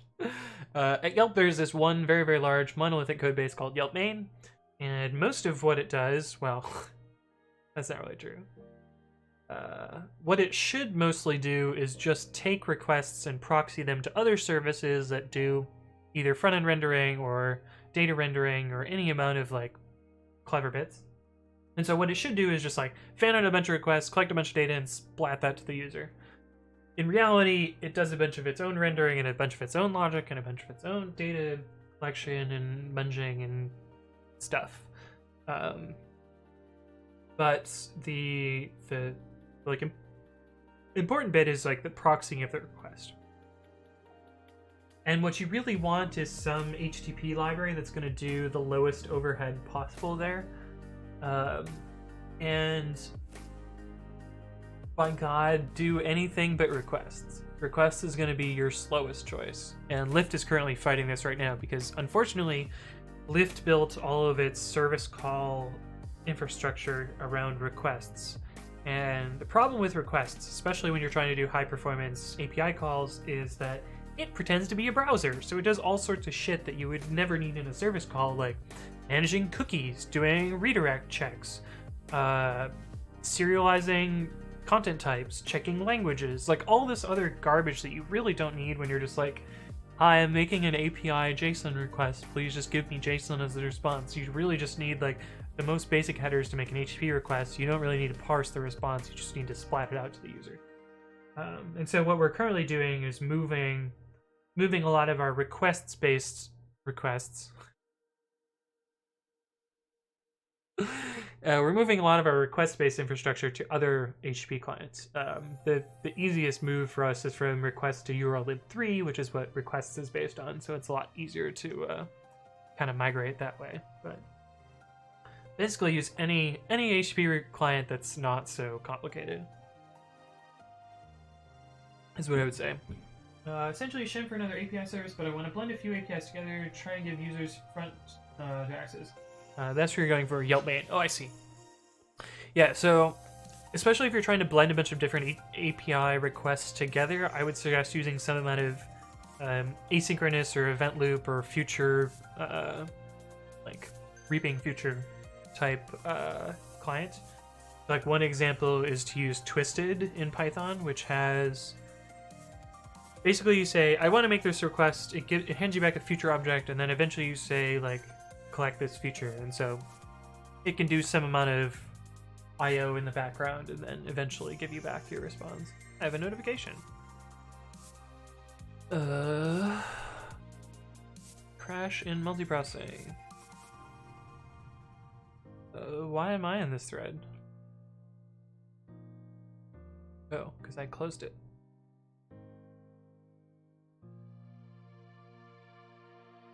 Cool, okay. Via webhooks? No. No? Wait, where do webhooks come into this? No, I would just, you would just have some sort of client that knows how to do asynchronous-based requests. So that you can spin off, you can fan out a bunch of them at the same time and then collect them all at the end. That way you don't need to do like make one request, wait for it to return, make another request, wait for it to return, because that's really slow.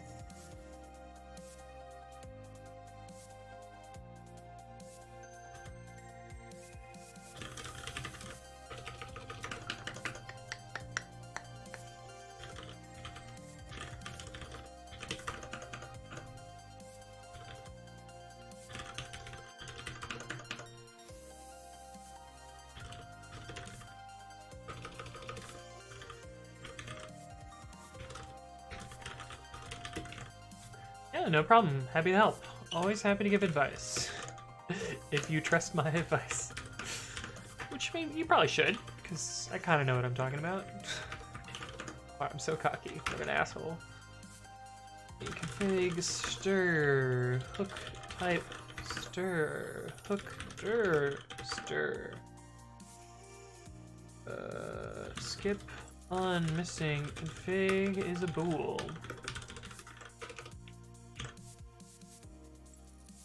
Hey, what's up, Psycode? How's it going? I saw you were lurking earlier. I should have said something about it, but welcome to the stream. Thank you for stopping by. I don't understand your message, though. R space O block. Michael Fox says, do you interview other staff software engineers? How do those interviews usually go? Yes, I do. I also interview staff and above, too. So I'm currently a staff engineer at Lyft. We finally have we have titles for T6 Plus, which, oh boy, that was a whole, that was a whole bout of what is the right word? Controversy. Some people, well, a lot of people were really not happy about having titles be public for T6 Plus. They were already public for T8 Plus, so T8 is principal and above. But before that, like, everyone else was a software engineer. There was no visibility into titles, and there was a lot of controversy around making T6 Plus public. From both ends, like both from people lower than T6 Plus that were like, hey, what the fuck, we don't get his fancy title. And also from T6 Plus that were like, hey, what the fuck, I don't want people to know that I'm this level. And so that was a whole deal.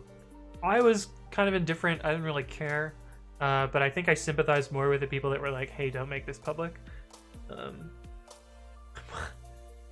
But, I mean, in another aspect, it made it so I could scroll through our internal people tool and be like, oh, that guy's T6 plus? Like, what? What? Who let that guy be a staff engineer? What? But, yeah. Anyway. What was the reason behind not wanting to make it public? Couple, like... It's kind of personal information. Like, if you know someone is that level, you kind of know how much money they make and what sort of stock options they're granted, and like, you know, they're a bit of their pay band. It's like, it's information that I wouldn't want to share with everyone, you know? And in some ways, like, because you know their level, you might treat them differently. And so, like, if I know someone's principal, I expect I expect pristine behavior from them. And unfortunately at Lyft, like, you really don't get that. Like, a lot of our principals don't give a fuck. They will be... Honestly, some of the worst people to deal with that I've dealt with at Lyft are principal engineers. And that's just the way things go. Like, level doesn't necessarily associate to how much of a decent human being or how strong of an engineer they are. Like, sometimes they have that stature due to reasons that they either don't deserve, or like maybe they've gotten there in ways that like they have trade-offs. And like, I mean, everyone has strengths and weaknesses, and like, I understand that some people are going to be much better at some things than others, and that might hit the scales enough to get them to those levels and like operate at that level. But, you know, I don't know. It's Tony. You're right, Will50. We've got Tony today. We definitely have Tony, because holy shit, I'm not keeping this together. Oops. Oh fuck. That was not what I wanted. I wanted to indent these better. Oh, I gotta put my drink down to indent. But yeah, we have Tony. Tony is definitely here. But let me answer your actual question, which is, how does it feel to interview, or do I interview, and how does it feel to interview people that are T6 plus? Anthony After Dark, right? It's mostly fine, I think. So we definitely expect a much higher caliber candidate if they're interviewing for... Well, we don't... So here's the thing, like, if you're T6 plus and you're interviewing a candidate, you don't necessarily know that they're going for a particular level, but some of the interviewers will be classified as what's called a leveler, and so I'm frequently in the leveler position, where I'm interviewing a person and I'm the one deciding, oh, does this person fit the qualifications of the T5 level, or the T6 level, or the T7 level, or T8 plus, or manager, because I do all those different types of interviews. And so I basically have to look for signals from the candidate that show that they satisfy our career pathways for those levels. And honestly, it's really fucking hard. Interviewing is a shit show. It's really hard to gauge like how well a candidate is going to do and how well they're going to perform, and like whether they're going to be a senior candidate or whatever from, you know, just sitting down with an hour of them. Like, hell, I can barely tell whether someone's a shitty person or not in an hour. Like, and judging technical ability at the same time, and like whether they're gonna work well with others. Like, it's kind of a shit show. So at the end of the day, like, most of the leveling that I do ends up dealing with like, how confident are they? How are they approaching the problem? What sort of things are they considering? Like, are they demonstrating that they know like they have experience in these sorts of things? Are they making similar decisions to how I would think about problems, etc., etc.? And so that's mostly how I kind of differentiate between the lower, like the lower tiers and the higher tiers. I don't want to like tier people, because like it's I feel bad that I have to judge people in this fashion, because I'm pretty good at interviewing. I'm pretty good at knowing the differences in tiers and like who's a strong candidate or not. But it's all really just like guessing at how stuff goes. I ask the system design type questions, Mindful Fox. Oh, hopefully that answers yours as well, Aaron. I ask system design, so most of the time. Sometimes I do laptop interviews, and those, I don't give a fuck. I don't have to do any leveling or guessing for those. It's really just like, do they fit the rubric, and do they answer the question? We don't even check their code quality or whether, like, maybe check some of their code quality. They get some points for it, but, like, you can write terrible code that passes all the test cases and pass the interview, and then get leveled high from the system design architecture question and be a terrible programmer and still pass the interview and get a high level job. It's just the way it works out. Like, you could have one letter variable names and still pass an interview, but nothing so. Hey, what's up, Knowledge? How's it going? You had to update your Twitch app. Wow. And hello, Bix Plays. Hello, hello. Today we've got Tony, so we'll see if we actually get any code written today, you know? We'll see. But,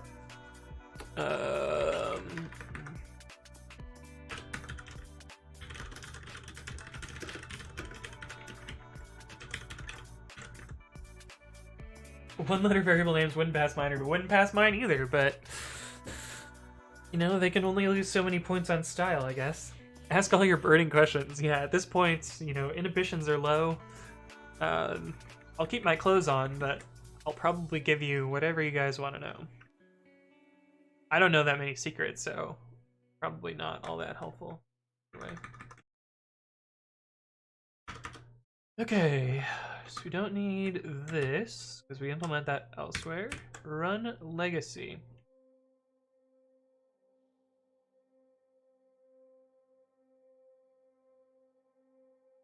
Okay. So first we run legacy hooks. That was an unfortunate typo. I guess first we check. Let's go down to main. Main. Run legacy. Okay, yeah. First we run the legacy, then we validate configuration. That's a little bit weird. We're gonna reorder those. I think we should validate the configuration first before we run legacy hooks. This is gonna be a failure either way. This is cheap, fast, and we know the answer already. Then we run the actual hooks. Show us your passwords. This is my first password. Very, very strong password. Here's my other password. Also very strong password. This one, not as strong, but I use it sometimes. This is the one that I use when I don't care about passwords. And this is actually, despite it being longer than this password, it's actually the password that I use for the sites that I care less about. Nah, I'm just fucking with you guys. Spicy, right? Bixplays says, did you use a full or minimal install for your Ubuntu VM? I went with minimal with Lubuntu, and by default the syntax highlighting for Nano was off. So maybe it's the way you install it, or you just turn it on, and it's been so long that you forget. I went with a minimal install. Which is weird because Lubuntu should be using the same packages as Ubuntu, and if you look at the package for Nano, it includes all of the syntax highlighting. It could be that the minimal install just deletes all the stuff from user share, or maybe the package installs different stuff depending on the distribution. But I would try running this command and seeing what files you get. And that should tell you like whether or not you'll end up with the syntax highlighting. The things that you need for syntax highlighting are, where's the etc? This file, etc nano rc, which should contain, where is it? Here, which should contain this, which includes all the syntax highlighting, and then all of these syntax highlighting files. If it doesn't, then that's why it didn't give you syntax highlighting. Knowledge says, what if I use one-letter variable names with the intention of a refactor? Ah, now you're thinking with the big brain plays, Knowledge. Hunter 2 is the best password of all time. Yeah. So the thing is, sometimes one-letter variable names aren't the worst. Like, often when I have strings, I'll just call them S, and I think that's not actually that bad. There we go. Fixed. I don't plan to keep any of these comments. They're just like, what do I need to do, Anthony? And then we'll do it. Bixplay says, yeah, the packages are included, they're just turned off by default. Okay. NanoRC. Oh, so Nano has configuration files. This is the default one, which ships with Ubuntu, which sets a bunch of settings, blah, blah, blah. I have my own NanoRC, which sets a few of the settings. So case-sensitive search, don't wrap lines, because that's annoying. 4 space tabs with spaces for reals. Regex search, I turn off the help at the bottom, which, this is what Nano normally shows at the bottom, which is just like helpful keyboard shortcuts, but I've learned them all, so I don't need this anymore. More space changes it so it puts this line directly at the top. If you don't have this, Nano will always, God damn it. Nano will always put a extra blank line at the top, which you can't use. It's just always blank for whatever reason. So I turn that off because oh my God. I turn that off because I want as many lines as I can possibly use. I turn off the locking feature because it's busted in Nano. It's just garbage. It just doesn't work well. Also, I don't really like locking. I open multiple copies of the same file at a time and I write them at whim. I unset this keyboard shortcut because if you leave it on, let's see if I have a file that it'll fuck up. Yeah. That keyboard shortcut is, please fuck up my file for me, and it will do shit like this, which I don't ever want to do whatever the hell it did there. So I turned that off because fuck that noise. And then I set up my own syntax setting for a couple different languages. So that's my NanoRC. It's pretty straightforward, pretty simple. J. Owl says, I have a question related to the C language. I know a bunch of C, so go ahead and ask. I'll hopefully be able to answer it, but we'll see. One-letter variable names are fine if their scope is short. I agree. The thing is, the suggested style in Go is one-letter variable names. Because you have a type, you have a compiler and types, and you can figure out what they are. But I don't agree with that, because it makes the code really unfucking readable.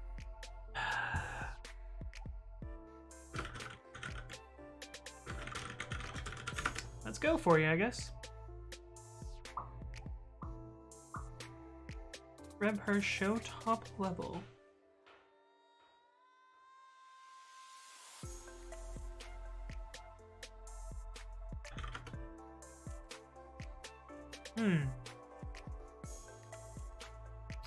Interesting.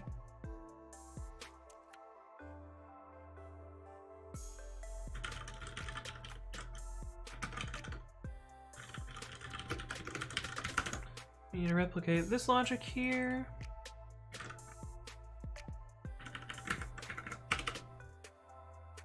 Skip on missing config. Raise early exit. How did this work before? Early exit.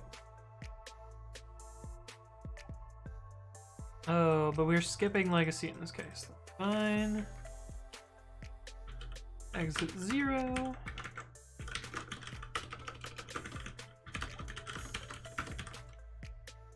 Is raise system exit?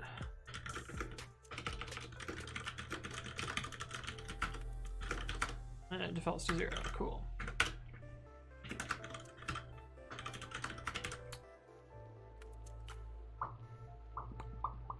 Oh, we need to pass the config in here.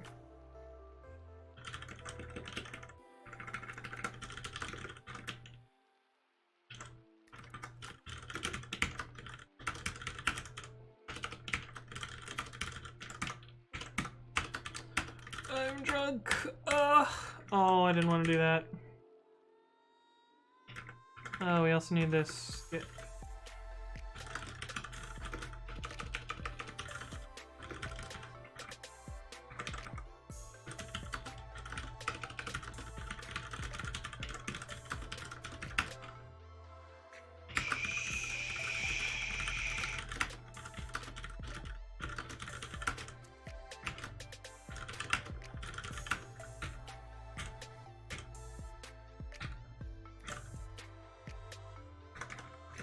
Cool.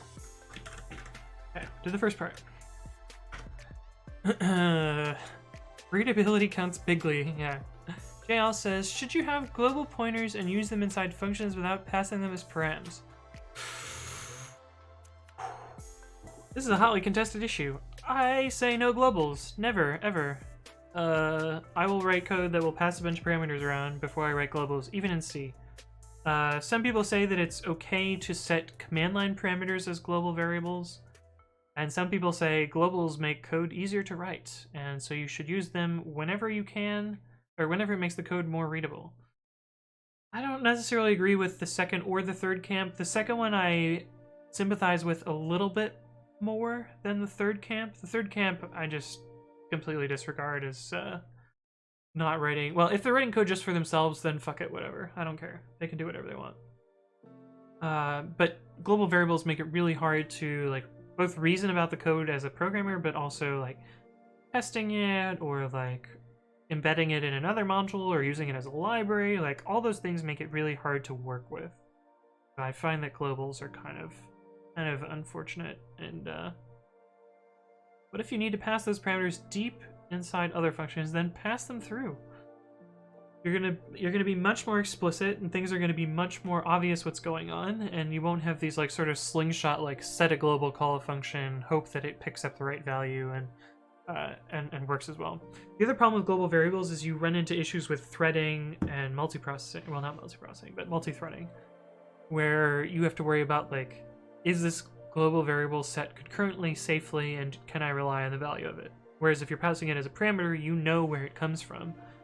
And in theory, when you're working with a thread, like your thread is passing that value down, and you don't have to worry about the thread safety of passing a value to a function because your thread is like your unit of work there. But I usually just say like don't use globals if you can get away with it. You can see like in my program here, like these could have been global variables. They came from the command line. They're never going to change throughout the execution of the program, but it makes sense even here to pass them into these these particular functions. Anyway, that's my thought. You can take my advice or you can ignore it. But that is my thought about this. Okay, so then we need to do run legacy, which will take the hook type and the hookter.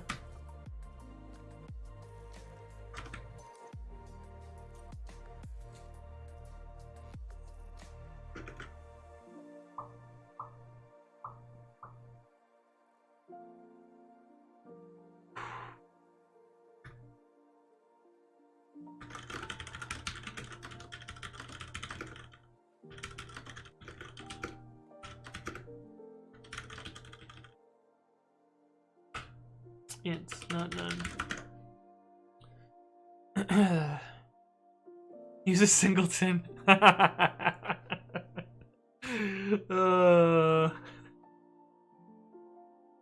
Good troll, Mindful Fox. I approve. What was I just thinking about? Oh, I was thinking about this problem here. This problem here.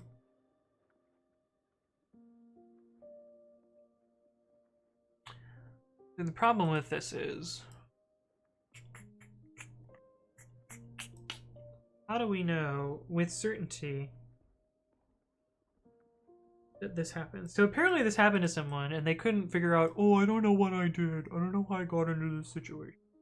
And as far as I know, this is impossible. Or at least it's been impossible since version like 0.5 of pre-commit. But someone got into this state. I don't know how. And so there's this case here. But the problem is I don't know how to detect this properly in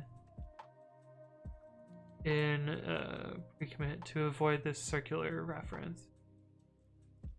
I guess I could set an environment variable before calling the legacy script. Yeah, we can do that.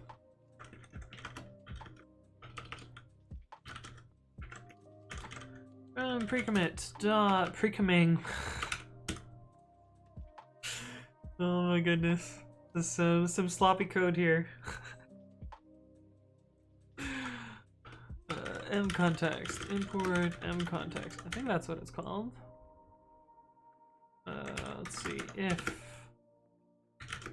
Oh, hey, what's up, Emmy? How's it going? I saw you, but I forgot to say hi. I saw you said heyo. Didn't skip over your message. I'm just a little bit out of it. But hello, hello. Thank you for stopping by. Welcome to the stream. How's your what day is it? My watch doesn't have a date. Of course not. It is Sunday. How's your day going? How's your Sunday or Saturday or well, it wouldn't be Saturday. You're not a time traveler. It would be Sunday or Monday, right? How's your day going? I is okay. Me too. You know, I'm in a pretty good state right now. I'm happy. I'm writing some code. Can't complain. Played some Pokemon earlier. It's actually kind of boring. Oh, the Pokemon was kind of fun. I don't know. I think I have a much more fun time streaming programming than I do streaming video games. Probably because I'm better at programming than video games.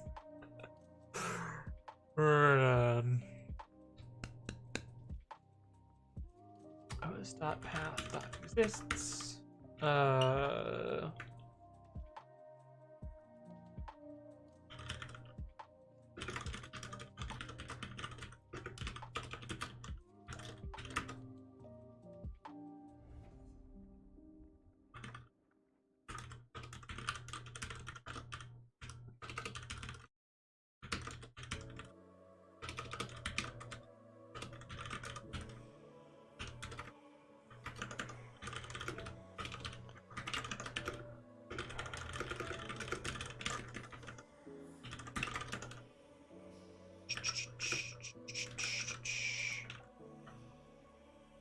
Ooh, this returns more than ints.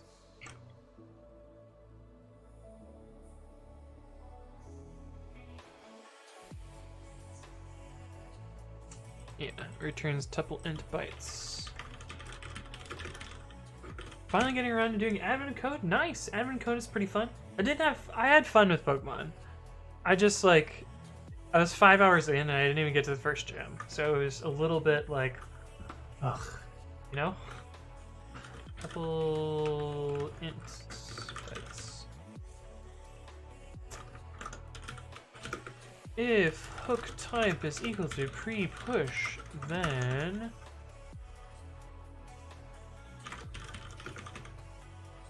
like a hair in my mouth. What the hell happened? Weird. Standard in equals sys.standardin.buffer.read. Otherwise, standard in is equal to the empty byte string. That can be rough. Yeah, the game is pretty heavy on tutorial, which is pretty unfortunate. I kind of miss like 5th gen and prior where the game was a lot less tutorial, but now they're super like, oh, this is how Pokemon works. Oh, you're using super effective moves. You're so good at this game. It's like, fuck off. I've been playing Pokemon since I was like 10 years old. Like, just let me play the damn game.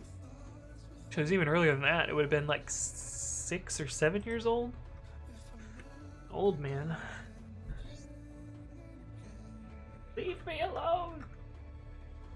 Standard in.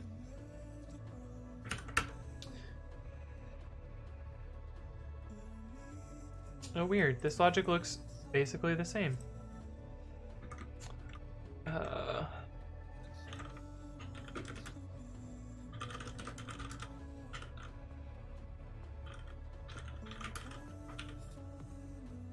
So this will be this logic here. I don't know how it'll ever get triggered, but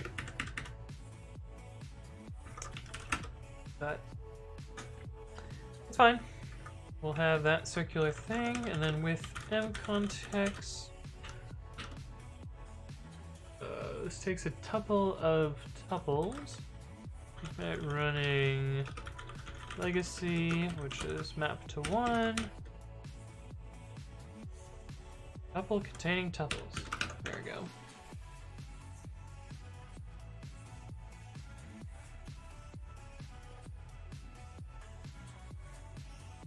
Oh, we don't have a thing for this.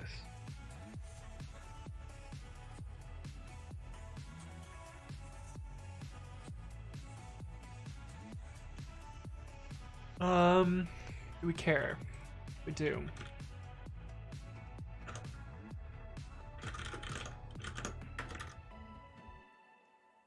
Normalize command.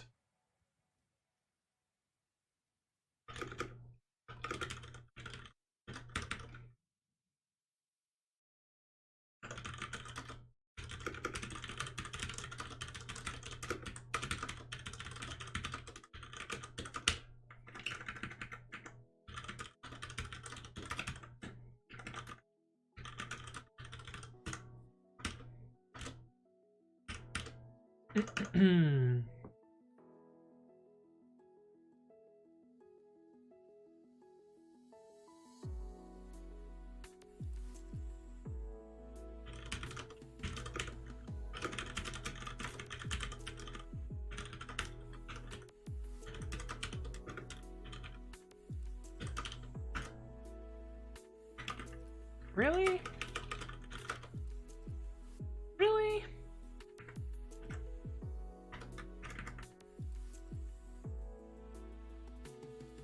I could have sworn this was a thing that you could pass this as an argument. It works for check output, but not the other ones? Well, we can do this to process.run.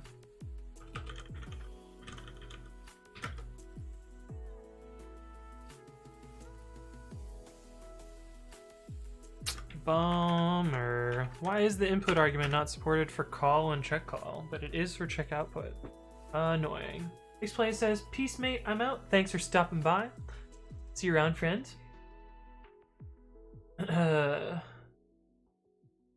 Pouring hot tea on your face says, "Bang keyboard.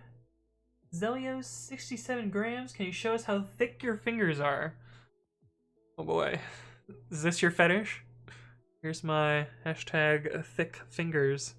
They're a little stubby. They get the job done, but you're really more, when you're worried about finger strength, you're really worried more about like forearm strength. So got some of this going there, you know, my solid forearm.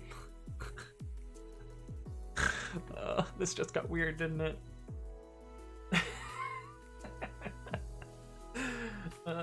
Before you go, what do you have to say before you go? Fix plays.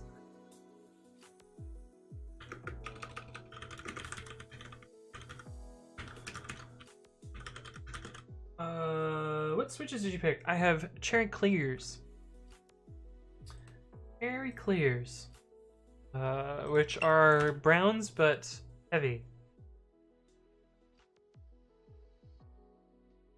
Does it say here?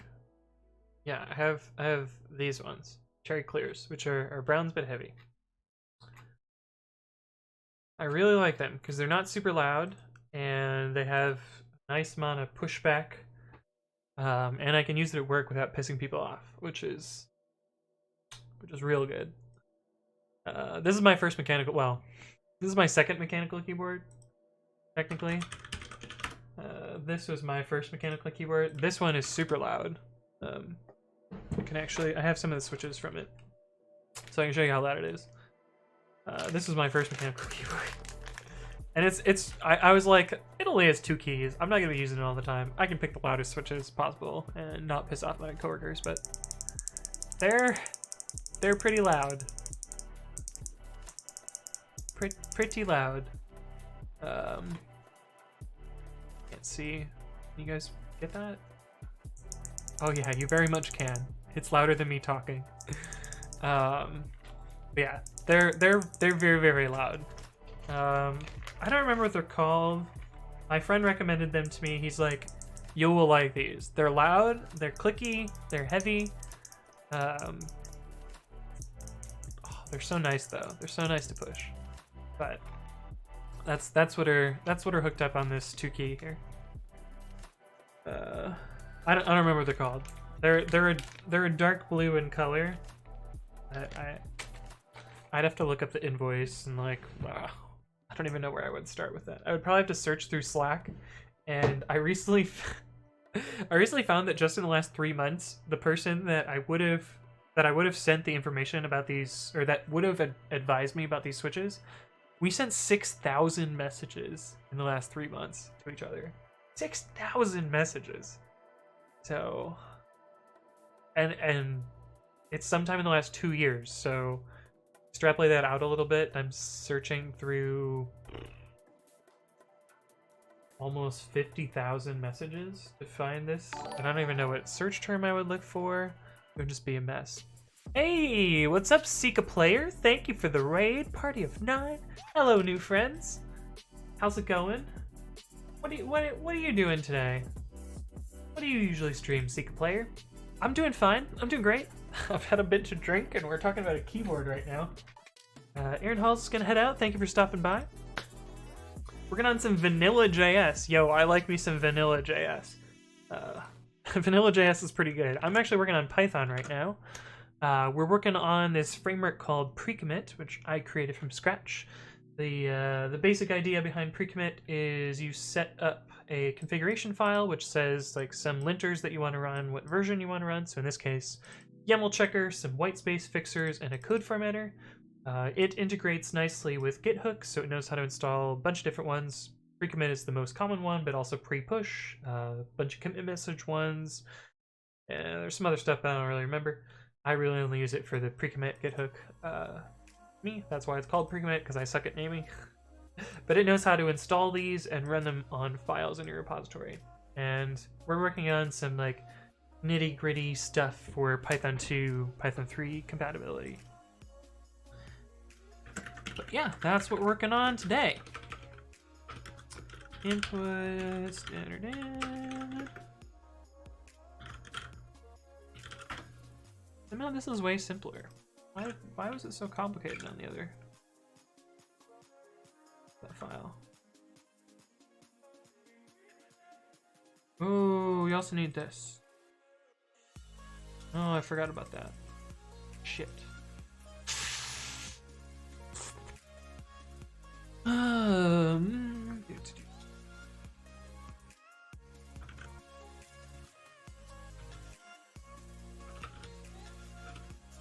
Oh, how do you add two arrays together in Bash?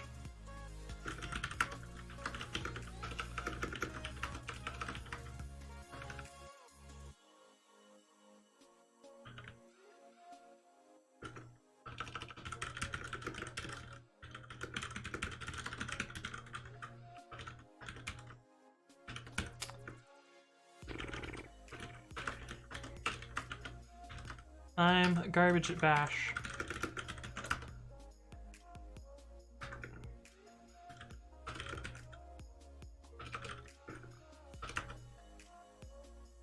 Oh, but it looks like I guessed right.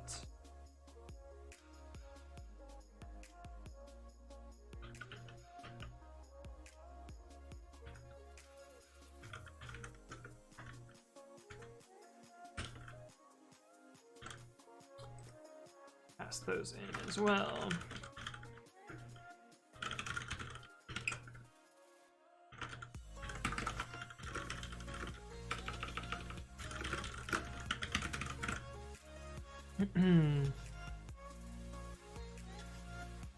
Okay, so we need to pass the arguments along as well, which means I need to change this.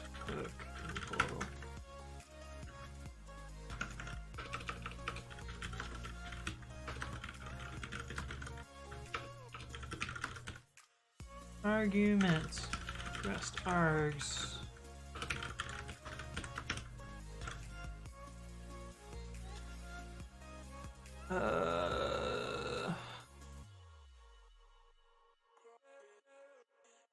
Does argparse have a thing for just dash dash? That's what I really want.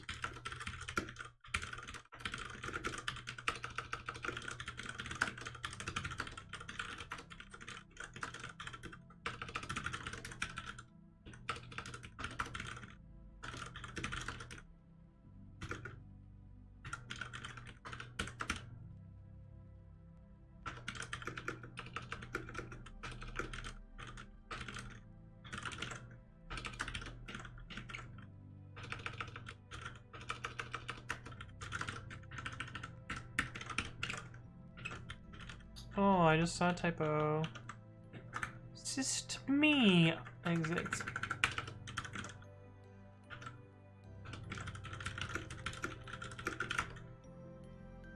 Dest is required for options like dash dash. Seems promising.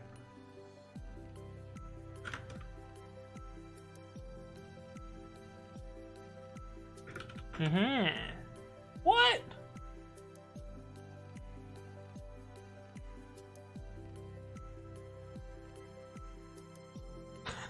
What kind of fucking garbage is this? Aw, Bix plays, you didn't get your question answered. Just assume he had to go to bed or something. It's fine. Ask him some other day. But Argpars, why you do this?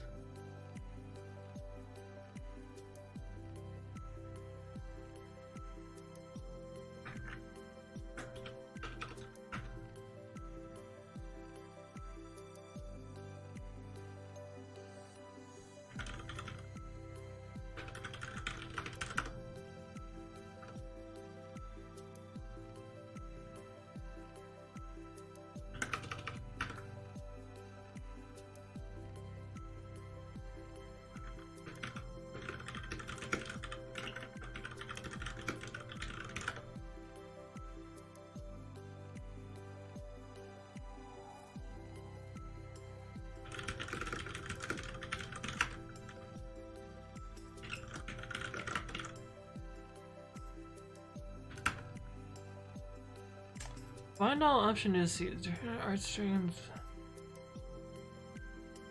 Or dash if there is a dash dash. All arguments after dash dash are non-option.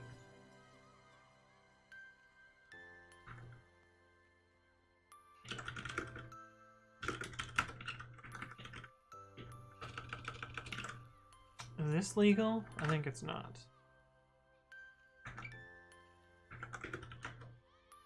Oh.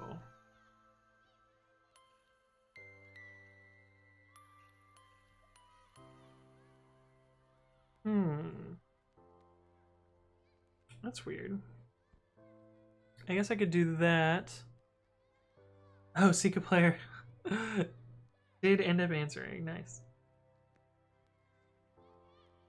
That's really weird.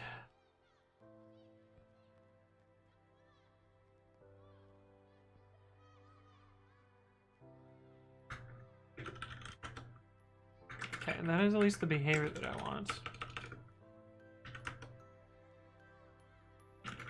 So you need the dash dash, but then it includes it in the arguments. Huh. Okay, well. There's chat. Hey, chat. And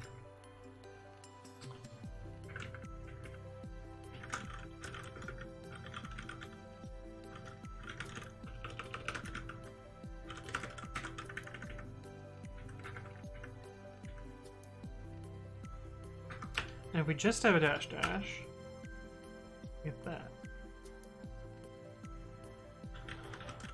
Okay.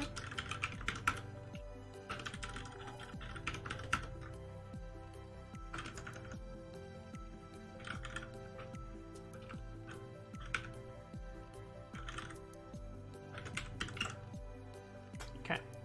Alright, that should work.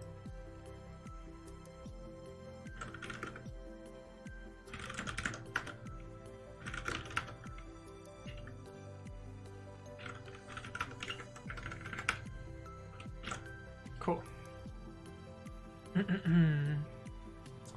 Alright, now I'm asleep. Work in the morning. Have a great rest of your stream. Thanks for stopping by, Secret Player. Hope to see you around. You have work in the morning, but it's a holiday. I have tomorrow off. Lucky me. Hey, what's up, Batiska? Hello, hello.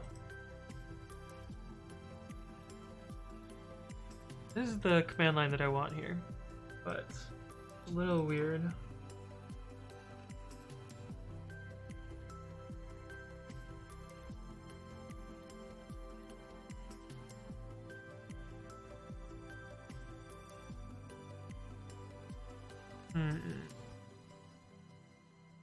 Yeah.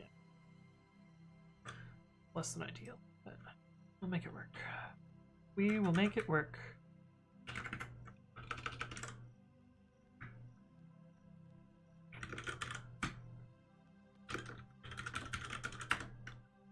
You can do bang today. Yeah, there you go.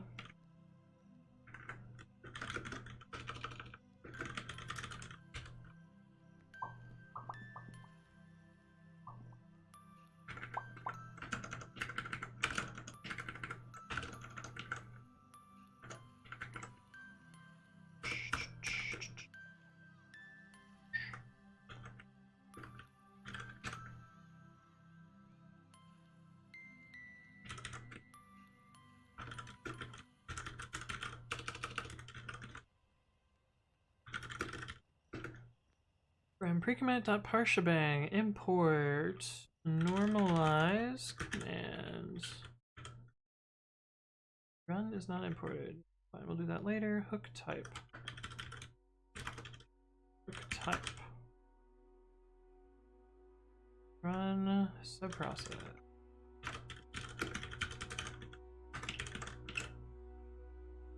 V is not assigned to. Bono Kazooie says, typed Python, what a sight to behold! Yeah, we're typing everything. Precommit currently has 100% type coverage, so we're sticking to it. Unfortunately, we don't have to support python2 anymore, so we can use types everywhere. Catherine says, I have tomorrow off too. I'm going to work on PinX because I want to, though. Nice. Nice. It's always good when you can work on something because you want to. Rest in peace, python2. Yeah, pour one out, brother. Done dealing with that shit. I'm gonna be slowly porting all of my stuff to not support python2 over the coming months, I guess. As I get to it, basically, because it's some amount of work to delete the old code, but also most of it's been automated by the work I've done in PyUpgrade, which is a tool that I wrote to help you burn the bridges in python2.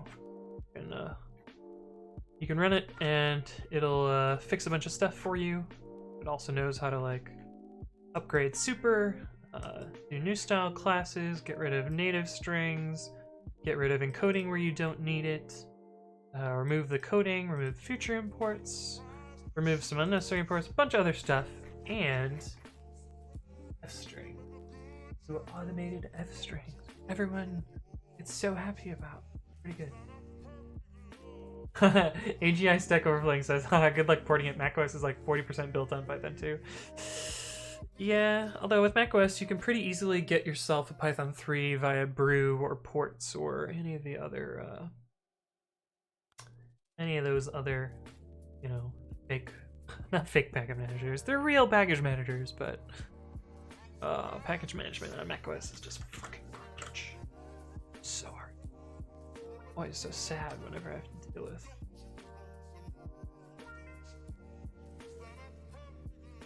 I did check out PyUpgrade, saw Ned's recommendation too. Seems really quality. Yeah, I've put a lot of work into it.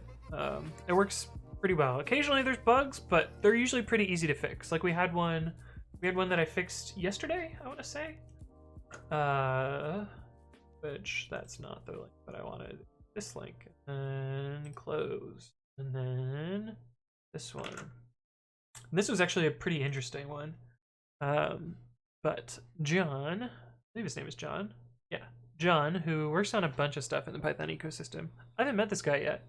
I've been meaning to reach out to him and say hi, and I think he lives in Canada, so I don't know that I would be able to see him in person. Maybe he'll be at PyCon, I don't know.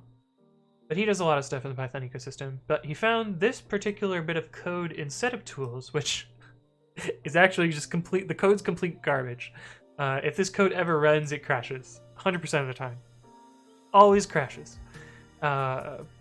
Because EV is an exception value, and exceptions don't support indexing by default. So this shit will always crash 100% of the time.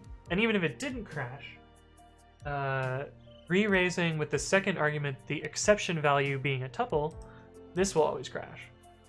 Well, it'll always crash in Python 3. In Python 2, you can re-raise with a tuple as the second argument, which is weird because, well, you can do this. Python 2, you can do raise like a type and then a tuple, and that does work due to reasons. Python 3, there's no equivalent. They got rid of that raise syntax, so it doesn't work. So anyways, this code was complete garbage, but it is possible to call 6.reraise with only 2 arguments. Is 6 installed here? Yeah, 6.reraise, assertion error with assertion error foo. This is valid syntax, and it will result in assertion error being raised. PyUpgrade was not handling the 2-argument form of raise, so you would get this crash whenever you ran it. But But yeah, I first showed that the code was nonsense because you get this subscriptable error. But then I was able to fix this pretty easily. So now this form of 6.reraise should be rewritten now as raise assertion error foo with traceback none. You see we end up with the same resulting traceback here. And so I wrote a little bit of code, changed the templates around, had to refactor this because we now need a special case re-raise instead of raise from. And so now there's 2 separate data values here and separate templates for all 3 of these forms. So in the 2 argument form, you end up with this raise statement, and the 3 argument form, you end up with this one, and raise from stays the same. And just move to its own constant. Rearranged some code, wrote a test, and everything was good. It was all fine and dandy. But anyway, yeah, occasionally bugs show up, and it's usually just I haven't run into weird cases like that before, and I'm happy to find more and more weird cases and fix code as it goes. For the most part, it's pretty solid though. The kernels install themselves via Python. Ooh, that's some yikes. What are they gonna do in Catalina +1 when they get rid of Python? Bono Kazooie says, I was reading about common Lisp macros yesterday. They look very useful. I know not much about Lisp. I have not written any Lisp code myself. What are you doing? What's going on, Python? Are you gonna quit? That's weird. Don't know what happened there. Not my problem though. Cool. Like base OS before the opt user installs. Yeah. I'm familiar. macOS is can of worms. Doing some of my own Python 2 to 3 research before I use a tool because of my research. I'm getting to know the tool. I'm getting to know the code base better as I work out. Nice. Yeah, that's probably a good way to go there. Rick Nichols 84 says, you write fast. I do type fast. I type very fast. Last time we did this on stream, I think I typed at 119 words a minute. My accuracy goes down as I drink though, so right now my fingers are all over the place, and who knows what I'll end up typing. Cause it's... What is going on? Oh, I see. It was in the linter mode. Cool. Okay, did I finish this? I think I did. Put return code standard in. This looks fine. Okay, so we ran legacy. And we validated the command. Now we get to the clever part. Rev exists. Oh, and pre-push has all this fancy logic, which we'll have to handle all of that. Oh, and we have different options based on the different hook type.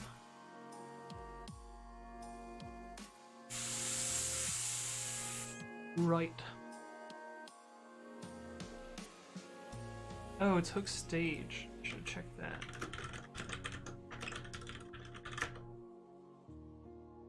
Oh, it does get used.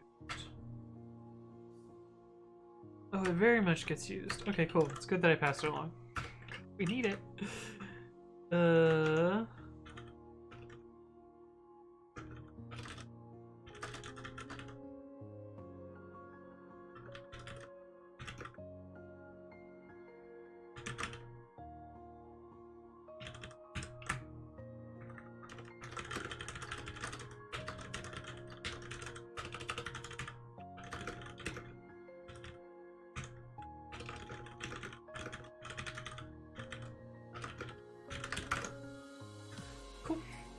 Cool. Thirsty E-Boy says, I have never seen a real professional programmer use Nano. Seriously, so interesting.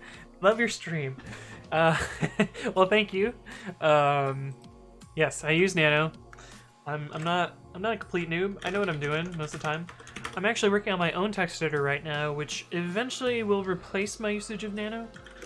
It's called Babby. It's a typo of Nano, but it'll eventually work. For now, it's functional, but it doesn't have syntax highlighting, which is the current thing that I'm eventually. Well, it's the. How do I say this? It is the thing that I'm working on currently in Babby. However, today I'm not working on Babby. I'm working on pre-commit instead. But for now, it doesn't have syntax highlighting, but that'll get added eventually.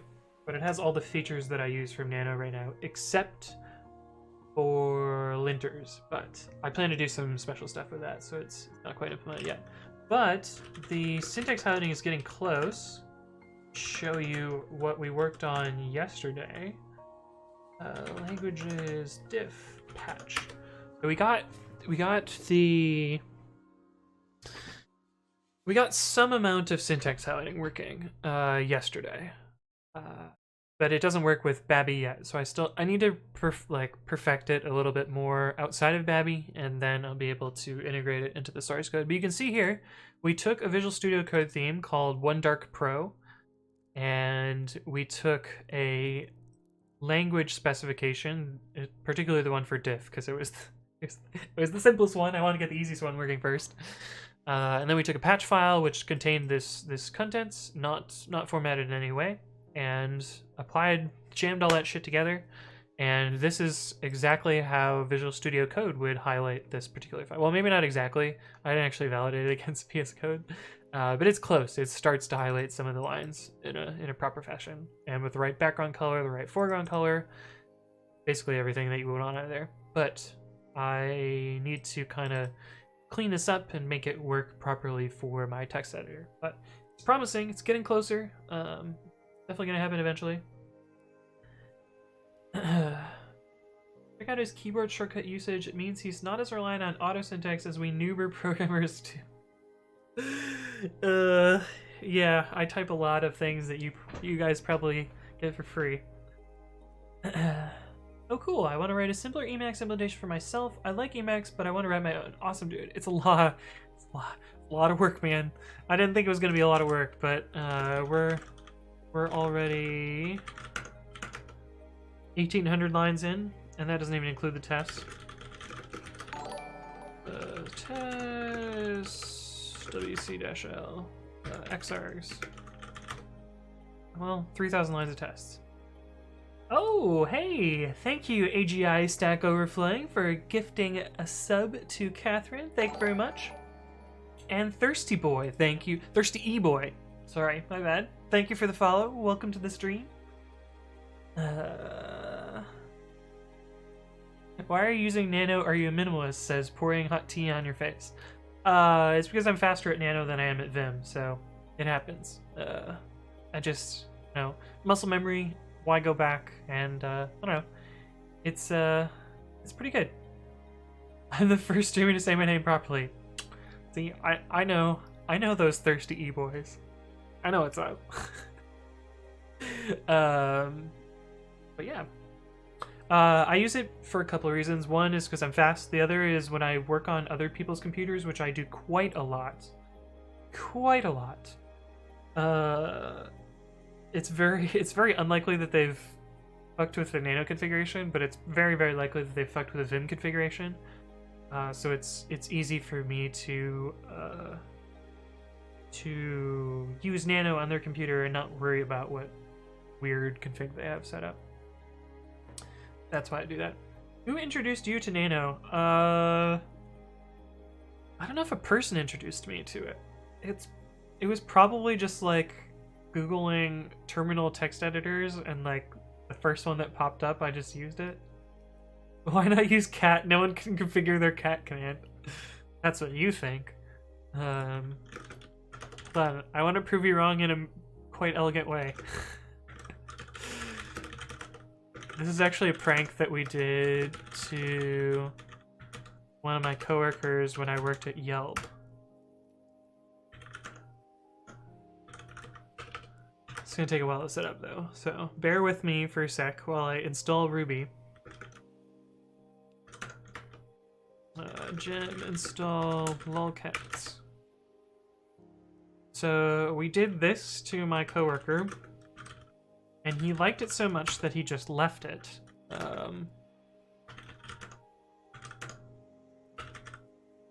Let's do a smaller file. This is lolcat. It takes cat and changes it to be magic and rainbows and slow because Ruby. But he left his computer unlocked, so we pranked him by changing cat to lolcat. And he liked it so much that he just kept it. And the cool thing about it is lolcat knows that when it's piped to some other program, so let's say we pipe it to head-1, it knows to turn off the syntax highlighting or the coloring when it's going to some other file. So it works as a fully functional cat, and so they were pretty okay leaving it. My joke is invalid. I'm sorry, I've ruined your day by completely wrecking your joke, but yeah, that's lolcat, and hopefully you learned something and you can prank your coworkers in the same way. But lolcat's pretty cool, except for being slow. But yeah, it was destiny. Yeah, Anthony found his soulmate, Nano, on that one fateful day when he searched Stack Overflow. Instructions unclear, got fired instead. Yikes. But yeah, that's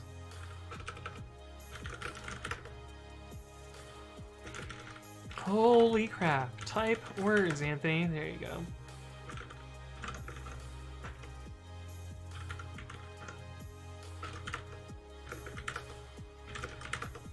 Cool.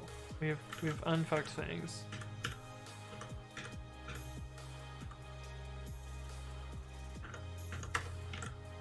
Close some tabs. Get back there.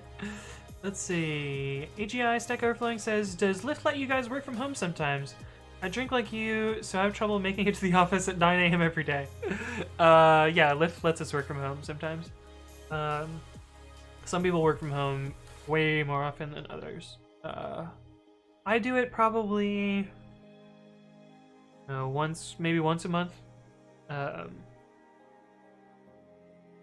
And like it's really like you talk to your manager, make sure it's okay, and then just make it happen. The team behind me, Core Data Stores, they work from home almost every day. Which, like, each their own, I guess. They come in for the meetings that they need to come in for, but other than that, they work from home. And it's also, like, somewhat tied to seniority, so, like, a more senior person will be more likely to work from home more often. Mindful Fox says, do you have a work desktop? No. So, when I work from home, I do one of two things. One of the things that I do is if I don't have my work laptop, so the first is I bring my work laptop home and I work on that. The other one is I can use this tool that I wrote called LSSH. It's just SSH to a box. Password doesn't matter there, so that's why I don't have a strong one. It will have me two-factor. And assuming everything went well, I just two-factor on my phone. Accept a fingerprint. And I'm in! But yeah, I'll use this to do some remote development, which will allow me to SH to a box that's called, we call it a one box. It runs a bunch of services that's 154 running services, great. But these services make up, like, you can run essentially the golden path of Lyft. So like these are a few of the services that are running. So Dubs2, Wallet API, Wallet Viewport, Venues are just some of the Docker containers that are running. But you can spin up a full Lyft environment on one of these one boxes and do development against it. And so, yeah, that's one way that I can do work. But works pretty well. Let's see. Oh, good. I love software engineering because it's delivery based mostly, and weekday drinking is usually okay sometimes. Yeah. Fortunately or fortunately, drinking is somewhat accepted at Lyft. Catherine says, how much time do you spend at your work writing code versus other stuff? Ooh, that one's always a tough question because it varies a lot week by week. I think on an average week I spend 3 to 4 hours interviewing. I probably spend 3 to 4 hours in interviews, so that's already 20% of my time not spent programming. Of the remaining time, I spend a good chunk doing support. I spend a good chunk doing code reviews. And the rest of it should be programming, but in reality it's not. There's always distractions or other stuff. So I'd put an upper bound on like 80% and probably a lower bound on like 50%. So somewhere around in there. Any hints for a likely soon applicant to Lyft? Winky face. Well, if you want me to forward your resume along, I'd be happy to put in a referral. As for hints, the application process is pretty straightforward. It's pretty standard to most interviewing companies in how it works. There's kind of 2 types of interviews, well, 3 types of interviews that you'll go through. One of them is a laptop interview, where you'll be given a laptop, you'll be given an hour and a half, and you'll be given a question. And you have full access to the internet, Stack Overflow, whatever you want to do. You can bring your own laptop if you want, but it's basically like one programming question. You implement that. Usually a pretty fair question, not so hard. But that's the laptop interviews. The other ones are design and architecture, where well, this is assuming you get past the phone screen. Phone screen is like a programming question that you do on CoderPad. Which isn't so bad. And then there's design and architecture, which is basically like kind of whiteboard out a system diagram design of a interview question. And then there's the experience interview, where you sit down with a manager and talk about managery things, I think. I don't do the experience interviews, so I don't have much experience with them. But yeah. Thirsty E-Boy says, how do you feel about whiteboard question type interviews? You mean like programming whiteboard or design and architecture whiteboard? I think design and architecture whiteboard are completely fine. I think, well, I don't know how else you would gauge those skills. But I think programming whiteboards are pretty shit. They're not a great test of how someone would actually write code. And I actually think Lyft's approach with laptop interviews is a lot more fair, because it puts you in the environment that you would actually be programming in. Like, you'd have a laptop, you'd have access to the internet, you'd have access to all of these resources and stuff, and it would work all sort of like that. Hey, what's up, Nexus Major? Thank you for the follow. Welcome to the stream. Happy to have you. Finally, someone who uses Nano, right, Intose? Yeah, me. You found me. We're using Nano. Although one day I will be using Babby, which is my not Nano. It looks like Nano, but it is not. I wrote this from scratch. It looks like Nano except for the syntax highlighting, but we'll get there. We will get there, I promise. This is the demo that will eventually be used for syntax highlighting. Thirsty E-Boy says, can you give any advice on how to find a good company to work for? I'm trying to get my foot in the industry. So honestly, for first jobs, at least in software engineering, first jobs are less, actually, how do I put this nicely? Or in a succinct manner. In getting into software engineering, you kind of want to land any decent first job and use that as a stepping stone to get to your next job in the industry. If you're, I always think like a chemist, where you have like a reaction has an activation energy and then a resulting energy if it's exothermic, or input energy if it's endothermic. And with software engineering, like getting like the reaction activation energy is like getting your first job makes it a lot easier to get the next job. So I wouldn't stress so much about getting a absolutely amazing first job, because you're probably not going to spend that long there. Unless you fuck up like I did and spend 5 years at your first job, which, like, do not recommend. Don't spend more than a couple years at your job unless it's absolutely amazing and it's exactly what you want to do and you're progressing in your career and like getting adequately compensated for what you're doing, and like you feel rewarded and you enjoy what you're working on, and then fine, spend 5 years with the company. But don't like convince yourself that the grass is not greener elsewhere, because you're always going to be able to make more money doing something more interesting in another place. Maybe not always. Like, it's possible that you get to a final place where you find your true soul job. If such a fucking thing exists. I don't think it does. Intose says, I use Nano too. Awesome. One of us. Michael Fox says, for the laptop interview, does the interviewer ask the question and leaves, or is he or she in the room for the whole duration? It depends on the interviewer. I usually just hand them the question. Well, I hand them the question. I fully explain it on the whiteboard with examples and all that other stuff. I let them read the question. I let them ask me some questions, and then I piss off and check on them every 20 minutes. Some interviewers do it a little bit differently. Like the person who ran when I interviewed at Lyft did it really shitty. They gave me the packet and said, "Okay, have fun, bye," and said nothing. They just completely pieced out. They didn't even tell me like when I was done, like how much time I had, where the bathroom was.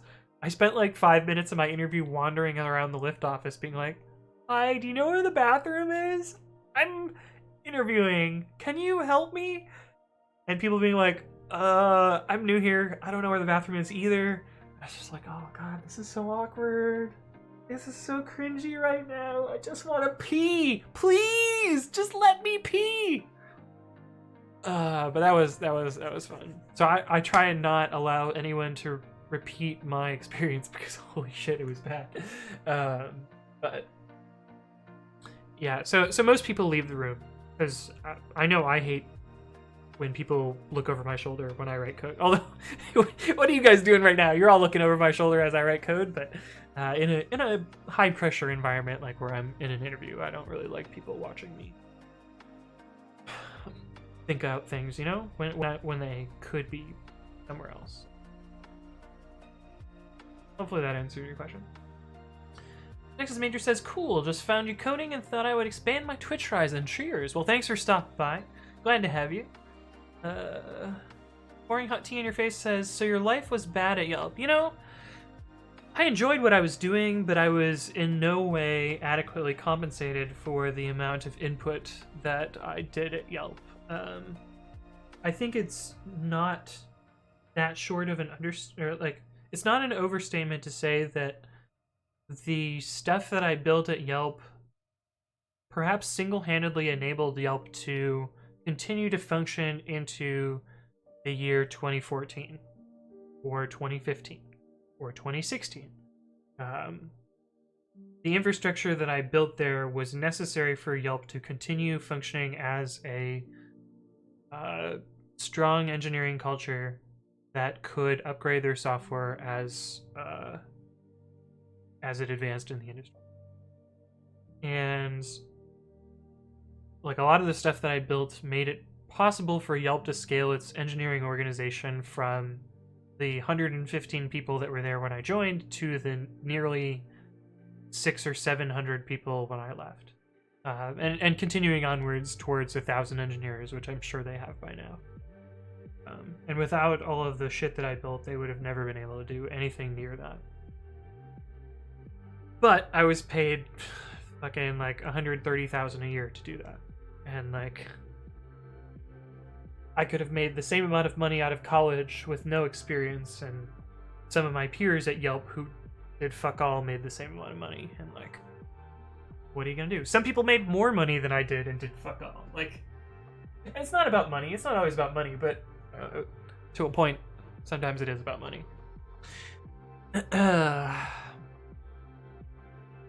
Open up Chrome and copy-paste the most sensible information returned by Google's priority queue, often during live coding interviews. Sometimes it works. Nice.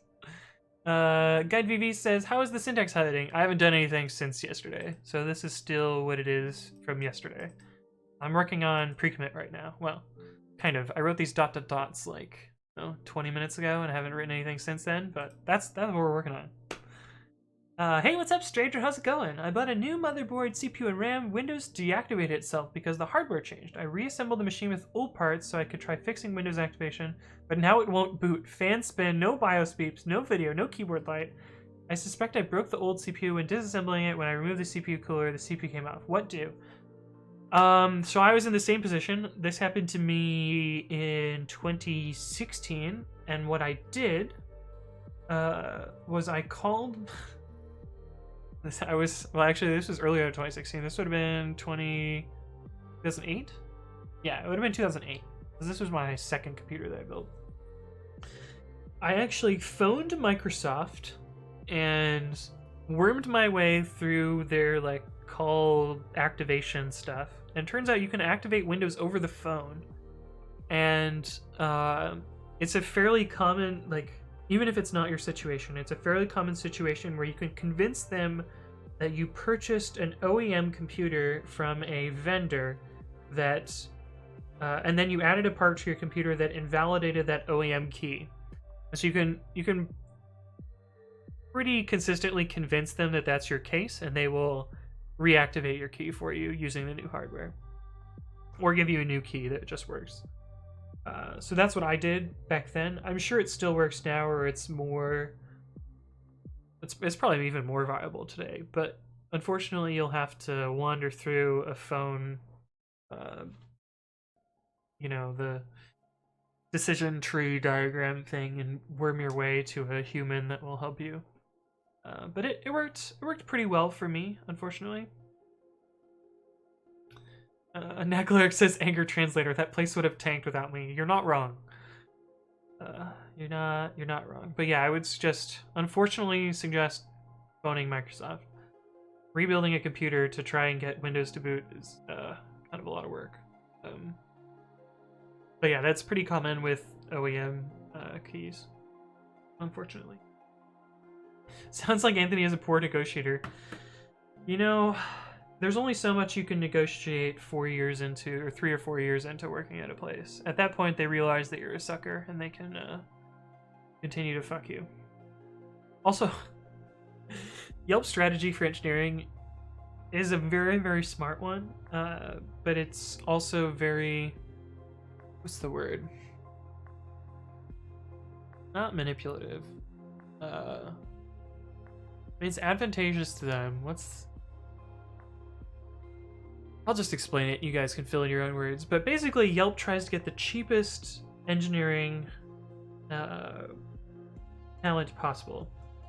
And so the way that they do this is 90 to 95% of their hires come from new grads, so straight out of school. So people that don't have any expectation of what salaries they should be receiving, and even if they don't know what they should be receiving, they can be paid at an entry-level place.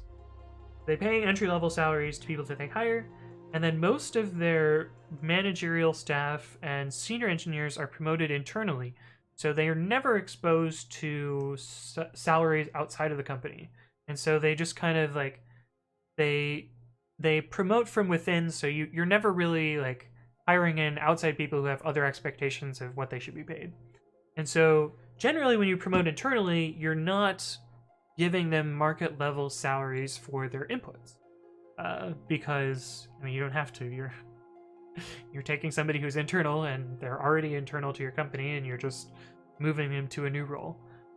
You can also convince employees that management is a lateral translation, and so someone at the same skill level as a software engineer can be the same skill level as a manager, and you don't have to pay them anymore. Whereas in like most situations, you will have some disparity in whether management is a higher skilled or like a higher valued position, or individual contribution is a higher valued skill. And so by sourcing internally, first you start with the bar lower, and then you raise it slowly. And so whereas a normal engineering trajectory might be like this, but at Yelp you start lower and then you raise lower. And so you end up with a higher pay disparity the further you go up. But it keeps their engineering corpus cheap, so they can build lots of things. It also keeps their churn rate high, which happens when you don't pay people that much. So But yeah, that's their general strategy. Dink and Bink says, there's a funny name. Quick question: Python or JavaScript as a first language? So here's the thing. If you're planning to stay in programming and you want to learn a lot more, I think Python is probably a better learner language. If your goal is to learn something and then get hired and make money, JavaScript is probably your better bet, because the current demand for JavaScript as a programming language in the industry is extremely high, and so that'll get you a job. Whoa! Hey, what's up, Master Dio? Thank you for the raid.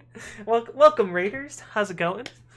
At this point, we've just been talking for 20 minutes, but let me explain what I'm working on, and then hopefully you guys can understand, and we'll write some code. Although I'm a little bit inebriated, so we're working through it. I'm drinking water now. I'm trying to sober up. It's fine. But we're working on this tool that I wrote called Precommit. It's poorly named, so what happened? Oh, right, that's a link. I forgot. We're working on Precommit. It's poorly named, whatever.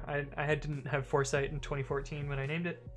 The basic idea behind Precommit is you set up a little configuration file which lists a bunch of linters and code formatters. In this case, I have a YAML checker, some whitespace fixers, and a Python code formatter called Black. You say what versions you want to install them at. It knows things about Git hooks, so it can magically manage all of that stuff, and it knows how to install all of those tools and run them on your files. And it knows when things make changes and all sorts of stuff like that.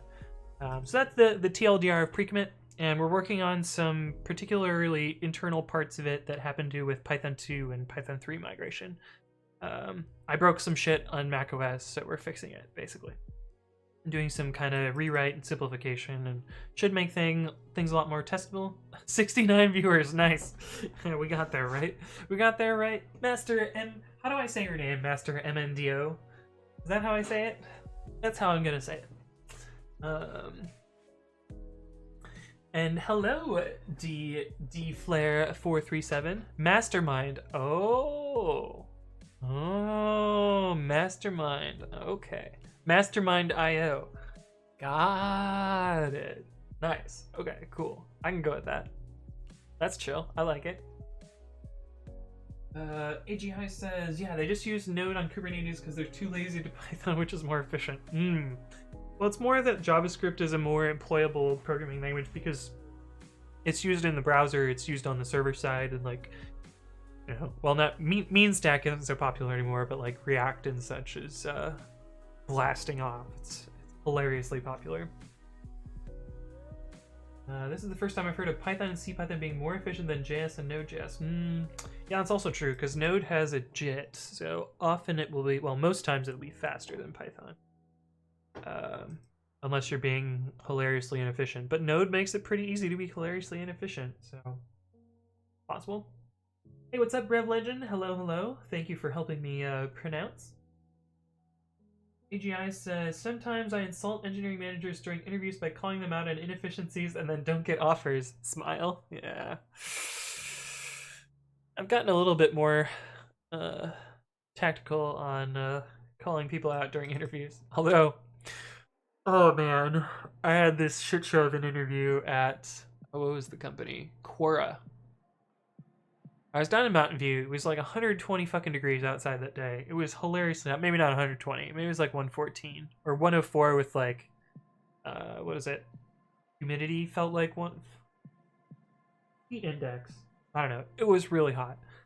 But that's not important to this story. I went into this interview and this dude asked me this question on the whiteboard and like I answered it fine. And then he's like, well, what if I did this other theoretically impossible thing that made the runtime of this such and such blah, blah, blah. What would you do? And I'm like, dude, I don't care about the math. Like, this is unrealistic. Why would you ask me this question? I would just use a library that does this for me, blah, blah, blah, blah. And he's like, yeah, but pretend that no libraries exist. I'm like, what? All right, that's unrealistic, but okay, we'll make it happen. I implemented his program for him, and he's like, okay, well, assume that your processor couldn't do multiplication instructions. And I'm like,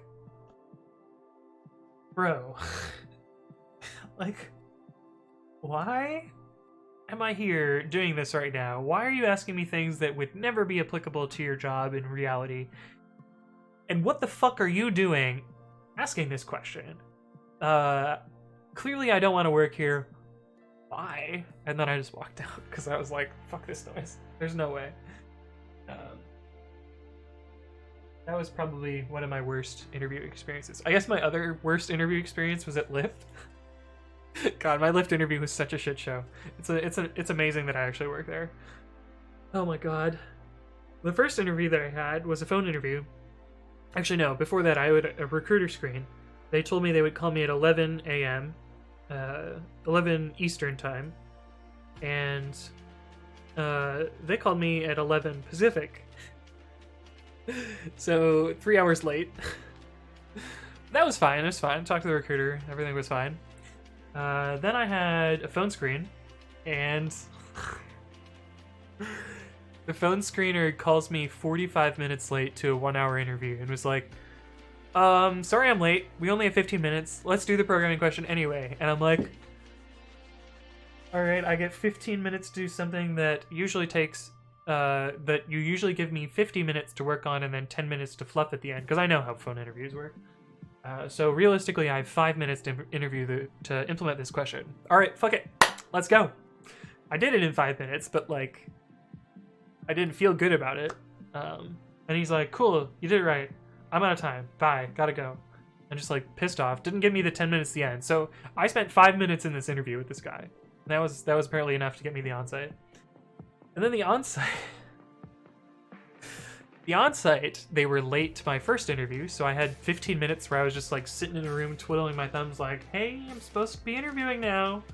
Aren't you guys supposed to be here? Please, come work with me,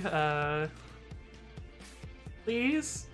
And they eventually showed up, and then everything from there was pretty, oh,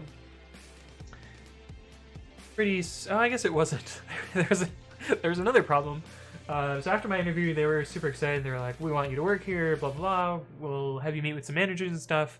You can come in at this time on this day and meet with some managers and figure out what team you want to work on, that sort of thing. I was like, cool. I can just show up at the office because I live really close by, so I'll just commute there and I'll meet you there and whatever, blah, blah, blah. So I show up and I get to the front desk and they're like, who are you? What are you doing here? And I was like, yeah, I'm supposed to talk to this recruiter. They were supposed to put a message in at the front desk. And they're like, sir, we may have to escort you out of the building. I don't think you're supposed to be here. And I'm like, I promise I'm supposed to. Let me phone the recruiter, because I had her phone number. So I called up the recruiter. She didn't answer. And I'm just like, so I called her again. And she's like, oh, right. I'm in Chicago right now. Yeah, you were supposed to meet with, oh, shoot, I totally forgot. And I'm like, they're gonna call the police. I'm at this office. And she's like, oh, yeah, I'll phone the front desk. You can just hand the phone to them and I'll tell them. So they put me in this meeting room with nobody there. And they're like, yeah, manager will show up and talk to you. Turned out the manager was working from home that day, so they handed me a laptop, and I talked to a manager over a laptop, and I was like, "This is a shitty experience, but I kind of want to work here." So that was fun. Oh, and then the best part of this shitty recruiting experience was the same recruiter who I met her afterwards, and she is a scattered person. It surprises me not at all that all this shit went super fucky, but. Instead of emailing my hiring packet to the hiring committee, she emailed it to me.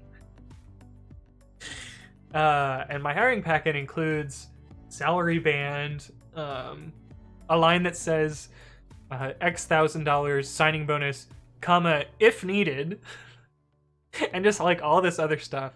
And so I emailed her back and I was like, yeah, I think you should pay me this amount instead, and I want a signing bonus of this amount, and I want this much stock. I basically just picked the value at the top of the bands. She's like, oh, I've never had a candidate that was this straightforward and so helpful with like getting through the recruiting and band negotiation stuff. Like you were really great at doing that, and like you're very straightforward with what you wanted, and it fit well with what we set up, and like this was a really great experience. And like, great. And I basically got everything I asked for, which was awesome. But yeah, it was super shit show. But anyway, that's my other shitty recruiting experience. About Gatsby, Angular. I don't like Angular. Angular's a mess. Ew, Quora. I agree, Mindful Fox.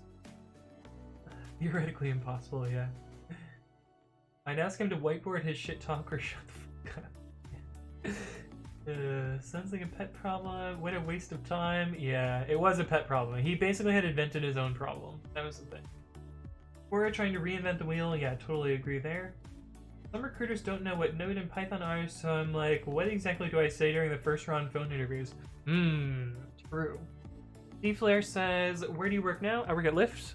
I guess you can't see it, but my hoodie says Lyft Infra because I'm cold. And this, oh man, this hoodie is so comfy. I like never wear hoodies. Like never ever wear hoodies. But oh, it's so nice. I like it so much. And it's cold in my house right now, so that's why I'm wearing. AGI says he works at Lyft, which is a great company, by the way. I did due diligence as someone out of school recently and started to apply now. Nice. XD says LMAO. Yeah, pretty fucking funny story. But I still have that email. I've saved it. I plan to print it off and like frame it or like hand it to the recruiter as I leave the company eventually. Pro negotiator, I take back what I said earlier. Yeah, it was easy. They gave me the numbers. What can I say? Just say, I want to feel like I'm making the world a better place, and I trust you with your ethical judgment on fair meritocratic compensation. Damn, look at those big ass words. Thank you, AGI. Yeah, I think Lyft pays very fairly, which is why I've stuck there for so long. And it's not just me being stuck. It's like I actually think that they compensate fairly for the work that I'm contributing, and I'm making similar impact to as I made at Yelp. But people are recognizing it and promoting based on it, which is good. I'm happy about it. Cool. Let's implement some .NET Dots since we haven't written any code in a bunch of time. What were we doing? Running actually pre-commits. Right. Pre-commit. Where are we? Oh, we're in Babby. That's why it's not working. Coming back down for my inebriation. We're getting there. We already implemented this guy. We implemented this, but in a shittier way. It's fine. We will need that for pre-push. We implemented this guy. Don't care about these exception types. We do care about this bit. About that. We don't care about this down here. Okay, cool. So now we just need to do this logic here. Oh, this also needs to take standard in. Also didn't get it here. Standard in.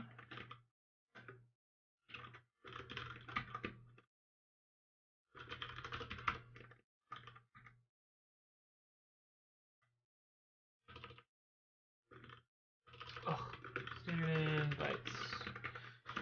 Gotta re-indent this. There will be a macro in Babby to do this eventually, but I won't fuck it up like that. I won't have to manually type all these keys over and over and type it there. Archiana says, is there a script that removes these Python files from type annotations? You mean like takes type annotations and removes them so that you could run it on something that doesn't take them? Not that I know of. I planned on writing something, and I know Is Identical had started working on something like this. He's often in the chat, although he's in Eastern Europe, so he often can't tune into the late night streams. He was working on something like this. I don't know if he finished it. I don't remember what it was called. I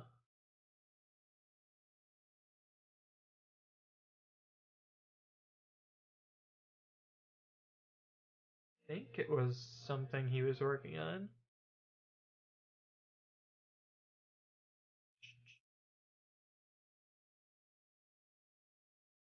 But anyway, I don't know of one that exists, but you could ping him on Discord as well. I know he was working on something related to that, so it's possible that it exists. Michael Fox says, how long was Lyft's interview process from applying to offer? It was very quick. I applied I think I applied on a Thursday. I did my recruiter screen on a Monday. I did my phone interview on a Tuesday. I flew out for an interview, I believe, on a Thursday, and I had an offer by Friday. So, like a week and a half. But then I drew out the offer period until the next week, and then I accepted almost immediately. It was very, very fast. But yeah, they paid way better than all the other people that I had offers from. So I was like, fuck this. I'm so done with interviewing. Let's do this. I'm finally done. Thank God. Okay. So these ones are all very, very straightforward.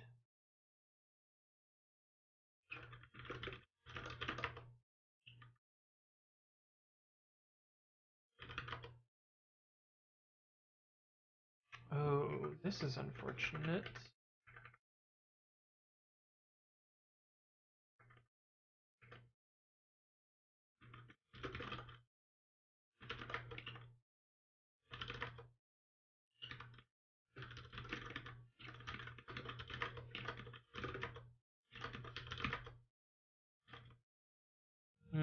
Oh, we always construct a store, so it's so bad.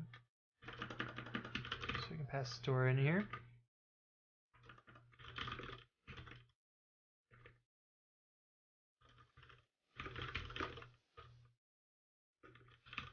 I think it was in that file, hopefully. Yeah, it's quick. Most of the companies that I interviewed in that time were similar timelines. Some were a little bit more drawn out, but basically what I planned is like I probably still have the spreadsheet somewhere. Let's see. So let me open it off screen because it might contain sensitive information. Oh, what account would that have been under? This account. Computer parts, not that one. Islands, that's an old spreadsheet. Pokedex, nope. Shiny research, no. Stuff. What is this stuff spreadsheet? What the fuck?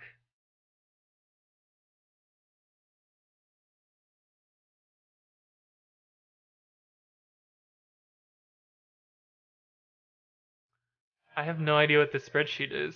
It's called stuff. It contains a bunch of things. I don't have one of these. I got this Sam Monday, August. This must be.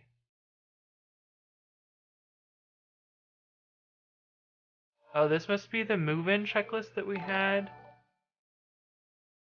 for one of my apartments that I lived in. Huh.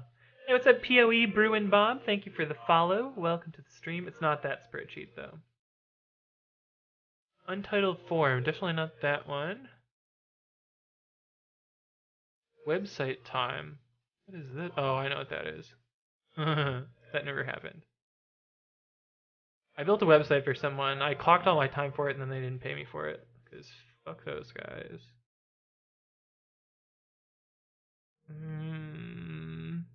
Not that one. Look at this photo. Oh my god. Look at me. This is really old school me. Hey, what's up, Udar0707? Thank you for the follow. Welcome to the stream. This was in, what year was this? 2010? No, 2009, summer. No, summer of 2010. This was in this tiny little apartment. I think my girlfriend took this photo at the time. I was actually pretty fat in this photo. Not super hard to, it's kind of hard to tell that I was fat in this photo, but I was. It's true. Oh shit, I needed that.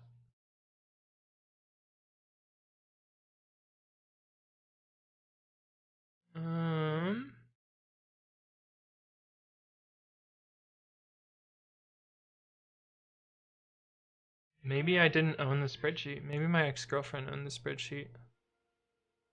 Shared with me?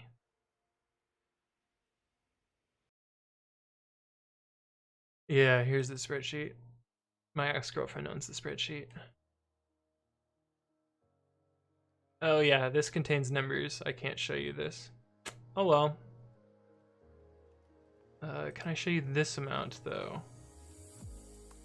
Yeah, I can show you this. But basically, this is what we planned out and like had like when I applied, how far away the commute was, all the other jazz there. This is also higher than the number that it ended being. It ends up being a 24-minute commute. But yeah.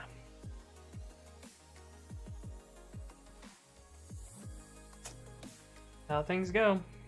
That was my planning spreadsheet way back then. Netflix commute, yeah, that would have really sucked.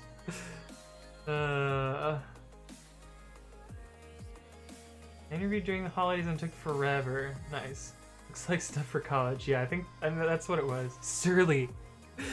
I think I have another photo in this drive from the same day.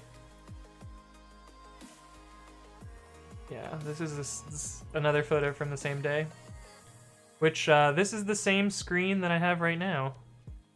I've kept this screen for a really, really long time. It's more than 10 years old. I'm still using the same computer screen. But yeah. There's me. Wait, how do I leave this? Do I have anything else in here that's fun? Oh, I have a demo of my Pokemon game. This is so cringy. You guys ready for this? Super cringy.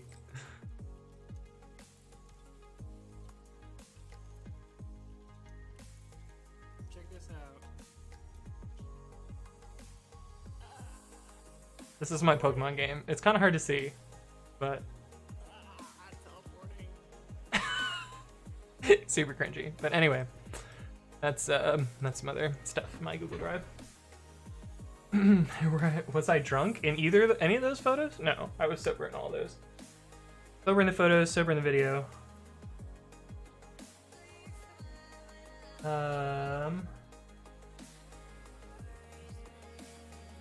You looked angry in the photos. Damn, you look older. Maybe I look more mature? Yikes. My hair was longer for sure. You really need to target your cover letter, resume, and example GitHub projects to exactly what a hiring manager wants done now if you want a job as soon as possible. A generic resume may take forever to get an interview. Recruiter usually explains the specifics of what a hiring manager wants done now. Yeah, funny story about that. Actually, I did have another shitty interviewing experience at Netflix. Where if you read my resume, let me see if I have my resume from that time period. We can show you exactly what I meant. Let's see. Where would that be? Let's see, D documents. Resume in 2016. Yeah, this is when I was interviewing then. Let's see, does this have personal information? Yeah, it has my phone number. We will not show my phone number. Let me make sure that there's nothing else in here that's gonna give personal identifying information. Okay, I think that's fine. Okay, so this was my resume at the time. This just says employment up here. This was talking about my Yelp employment, which created front-end services, service-oriented architecture for individual pages, ported main code base from python2 6.2.7, virtualenv, Docker, improving build times, internationalization team, code deployment, gave talks on Selenium and Pagelets, which are like infrastructure-y stuff, and a bunch of code review stuff. So, infrastructure.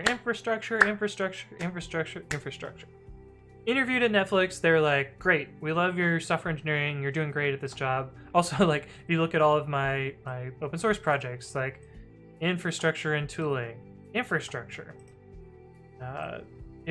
front-end infrastructure, code metrics, so code quality, etc. Like, none of this stuff says much about front-end.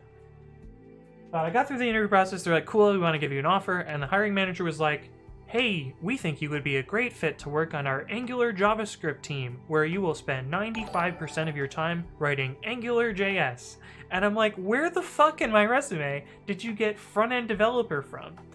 And what they ended up finding was this word right here. They're like, oh yeah, this guy's a front-end developer. So that's how I got pigeonholed into that. Hey, what's up? Shadow888, thank you for the follow and welcome to the stream. But yeah, it was just like, why would you do that? But I was like, no, I'm not writing JavaScript. Fuck you, bud. You should fix your recruiting process if that's what you think that I'm supposed to be doing. But yeah, so it didn't work at Netflix. Where's start my own company on that spreadsheet? Man, I should have considered that more, to be honest. Valentine says, do you work somewhere now? Yeah, I work at Lyft, where I work on infrastructure. I work on developer tooling, so I build tools and software for developers and stuff. Yeah, it is cringy, but it was cool. I got it working. It was so fun. I hope that picture resurfaces when there's a Netflix documentary about you hacking the FBI. FBI, open up! Yeah.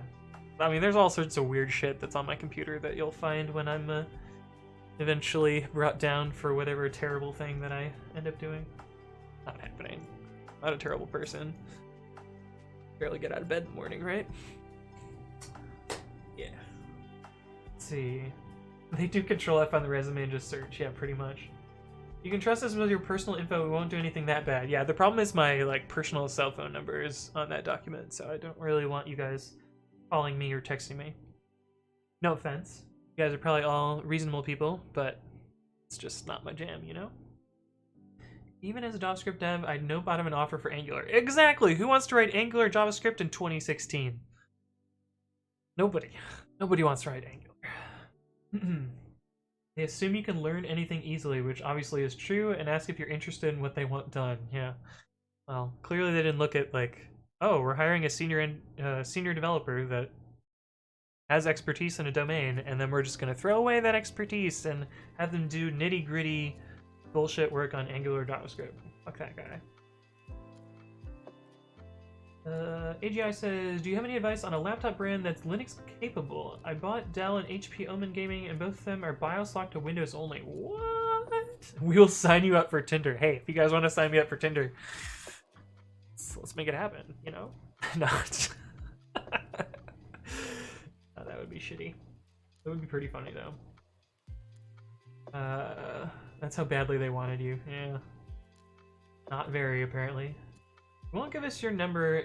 Will you give us an XMPP address? Sneaky, sneaky. Wait, what is XMPP? That's like the AIM protocol, right? Yeah.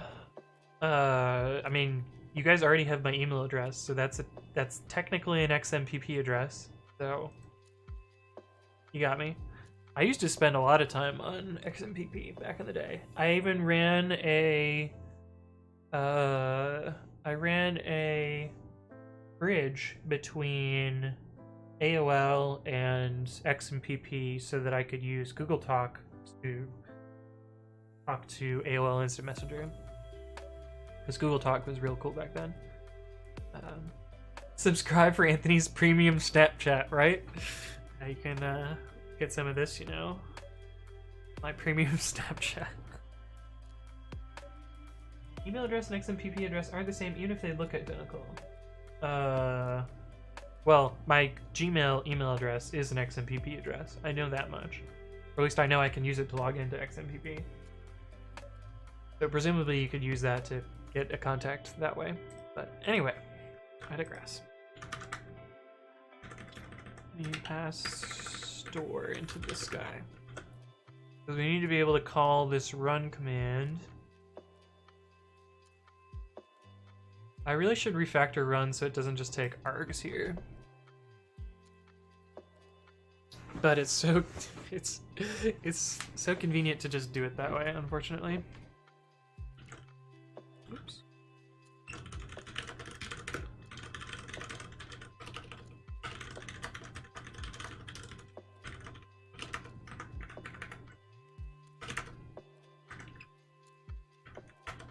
Okay, it's fine. We can at least do the sort of backdoory way to do this, so that's not so bad.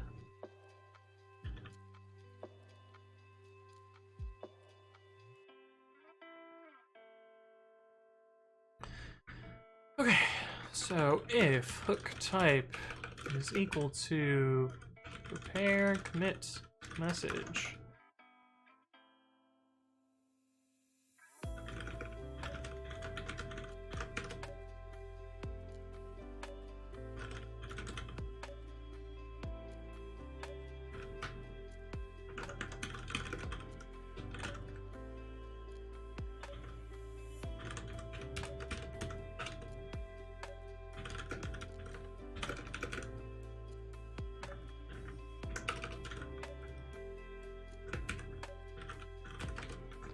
Those are both the same. If the commit message is pre-merge commit or pre-commit, then I think I'll need to change that, unfortunately. Origin source.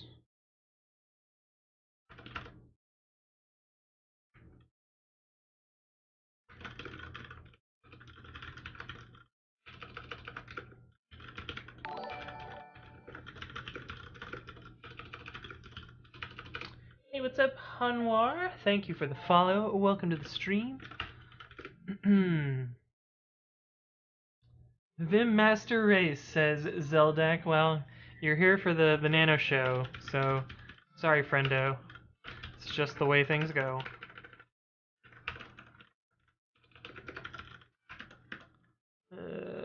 Commit message file name optional stir is equal to none. What other arguments do we have here?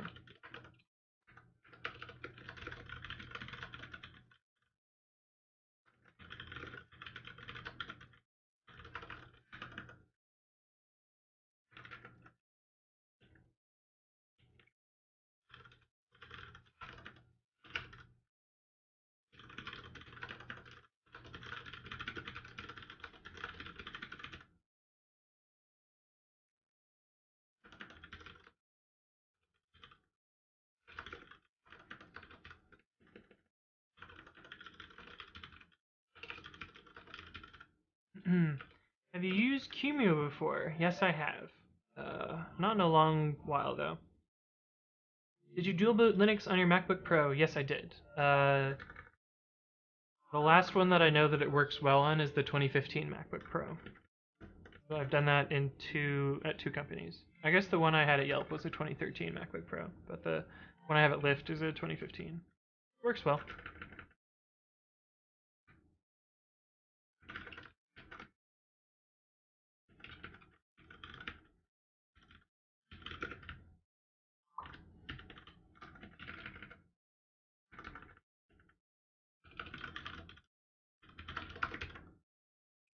Do you use the arrow keys to navigate at Nano? Yes. Yes, I do. They work pretty well. You can Linux the MacBook Pro? Yes, I even have directions for how to do it. Although the last model that I've tested it on is on a 2015, and I have no guarantees on whether it works or not. The 2013 should work fine, yeah. But yeah, this is how I did it. To do. Oh, I never actually added a swap file. My computer just crashes when I run out of RAM, which is fine. This is very important or you will melt your Mac. If you don't have this, this is for Ubuntu. Let's see, made a bootable USB. You can skip this if you have already bootable USB. For boot and hold Alt, select EFI. So this will boot out of the USB drive. This is so you can run the installer. If I were to give advice for this in the future, I would pick a larger partition for both of these. Or no, just for this one. Because with the way kernel upgrades work in Ubuntu, this fills up pretty quickly. And like you can clean them up, but it'll be annoying like once every, I don't know, 10 or so system upgrades. It'll be like, oh, you're out of space on your boot partition. Please run this command. It's like, ugh, grown.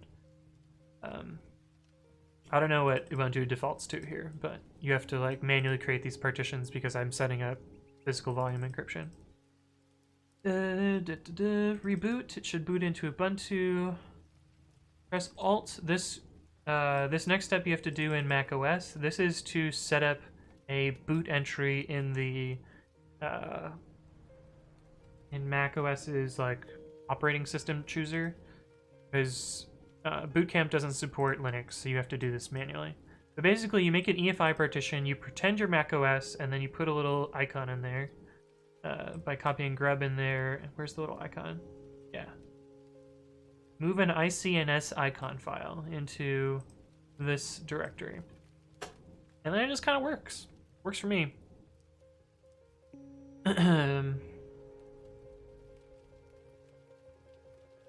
Let's see. I thought the MacBooks were well supported by Linux. Not really. Let's see. MacBook Pro Linux site github.com. There's like a GitHub page. Yeah, this is the one that I usually look at. State of Linux on the MacBook Pro in 2016 and 2017. It's since changed since then, but you can see like there's a lot of red for some of these things. Well, these are much better than they were before. But the 14.3 model, I want to say, is before the touch bar. And you can see when each kernel version improved particular things. Oh, maybe they do have touch bar support. I don't know, but it was really bad on touch bars last time I tried it. So I actually downgraded my laptop at Lyft so that I could run Linux. Can I link this? Yeah, sure. I'll link that as well. You lift your hands off the home row when you're using your editor, you heathen. Yeah, I do. I also cheat when I type, so it's fine. Whatever. I've been seeing work on drivers and such specifically talked about for the sake of supporting Apple laptops. Yeah, there's all sorts of work that goes into the kernel to support MacBooks. It's just usually pretty bad until like 2 or 3 years after the laptop comes out. I already melted my Mac via beer, so I might as well potentially blow it up further before a $200 Apple Care Plus repair. Valentine says boot must be at least $550. Yeah, well, I've gotten by with 400 or whatever it is up here. Yeah, I've gotten by with 400, so works fine for me. But actually, let's see what it is on my VM. Boot, boot, boot. Why do I not see boot? What?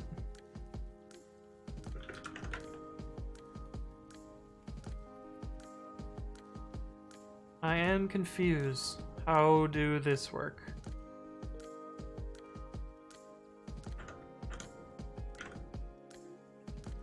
List partitions, Linux.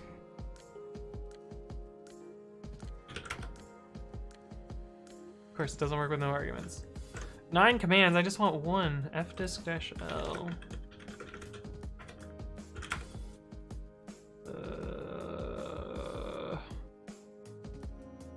Is there not a boot partition on this, maybe?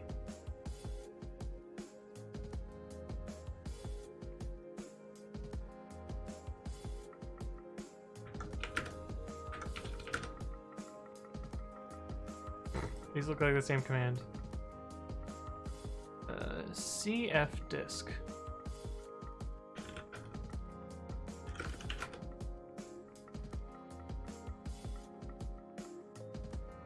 Okay, I don't fucking know. Whatever. fdisk-l. I did that already. ls-block-l. I guess there is no boot partition on this.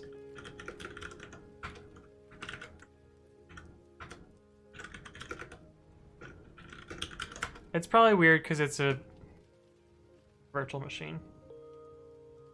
But anyway, it happens. So, probably my bad.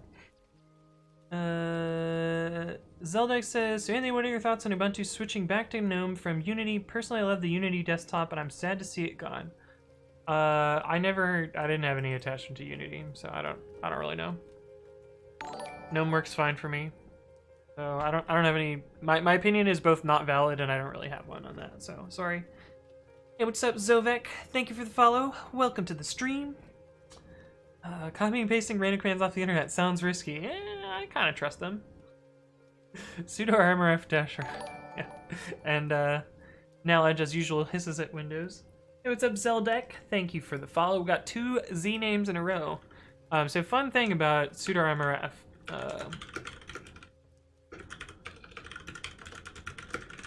I've done this a few times on stream, but it's actually kind of fun to do in Docker. And it does succeed. You get all these messages here. And then you kind of have a thing working, but you can't do things like ls, because ls is gone. But you can simulate ls with echo star. So this is what's left. A bunch of things in dev and etc that get left behind. We get a proc file system, which has some stuff working. But yeah, you basically have nothing left here. You can actually recover this too. I don't remember how. Ugh.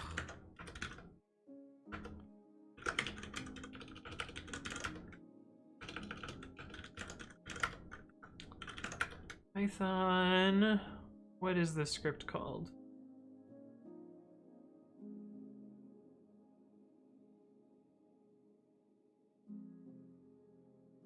Do I not have it anymore? Huh.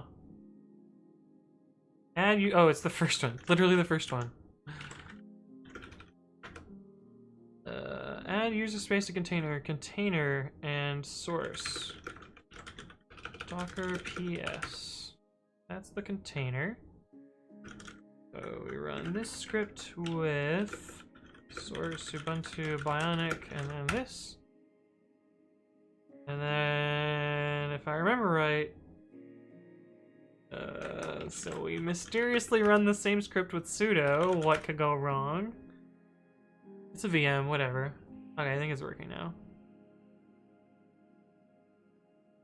So it does some weird file system-y things.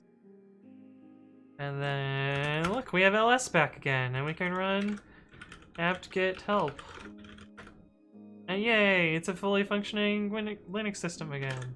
But anyway, there's ArmorF, no preserve root. It's pretty fun.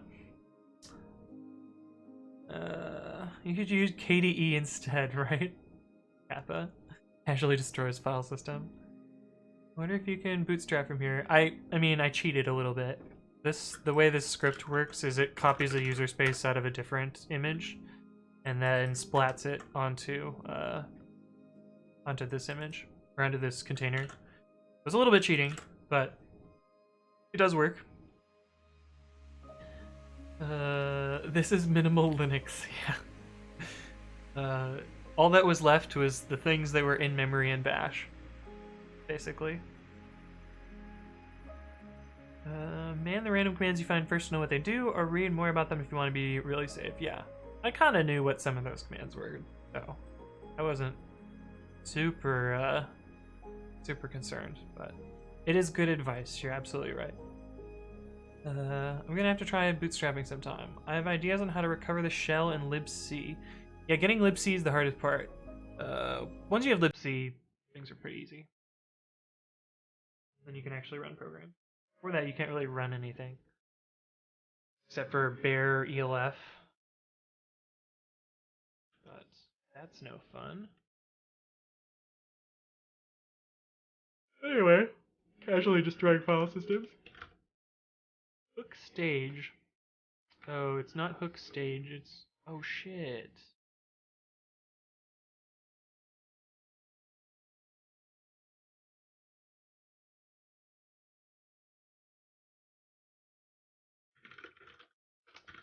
Oh, this is the annoying thing, isn't it?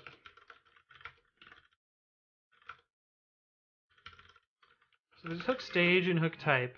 And if I remember right, yeah, they don't match.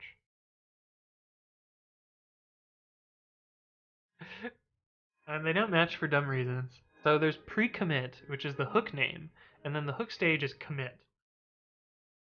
So I need to translate the two. How does this work today?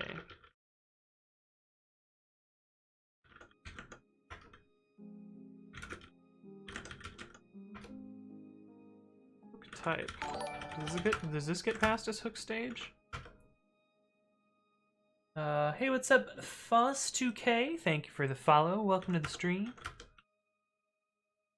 Hook type. Amazing. Amazing. Perfect. Okay, well, we'll do the same thing. I know this is not the right necessarily replace, but for all the values we deal with, this is the right value, so it's fine.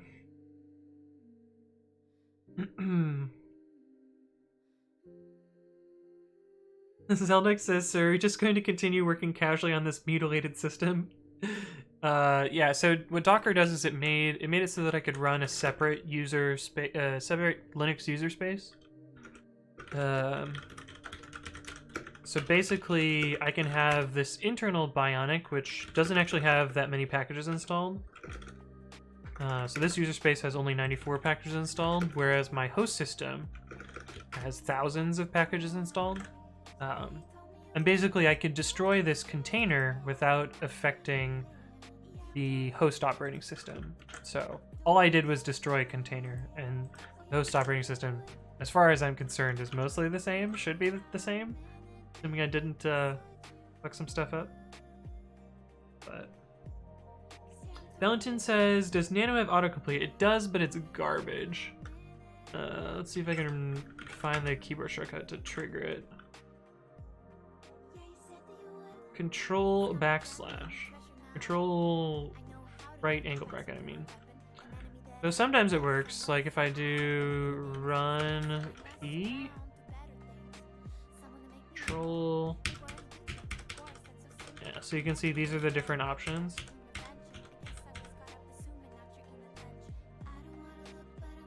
But it's just trying to match all words that start with P in this file, so it's not useful at all, so I don't use it. That's why I don't even know the keyboard shortcut. 100% typed Python. Yeah, argparse.namespace is not a good type. And this is... I mean, we're switching between two different strings, so that part's a little bit stringly typed, so it's fine. Nelson says auto method lookup for classes imported from other files. Yeah, Nano has fuck all, so... I do plan at some point maybe to implement language server support in Babby so that you could have full IntelliSense and like have some pluggable IntelliSense from some third party and not have to implement it in Babby itself, but I don't know, that's pretty far off.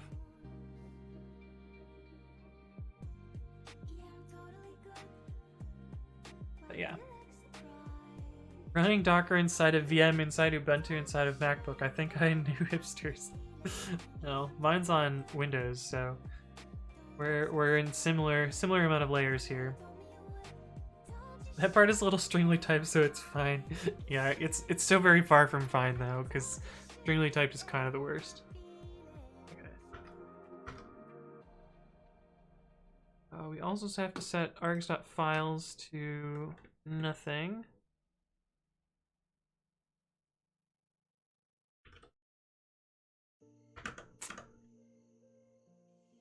And all files to false.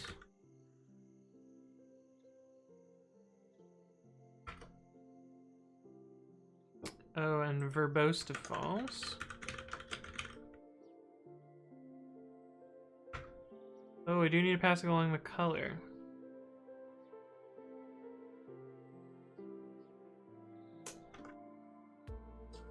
Oh.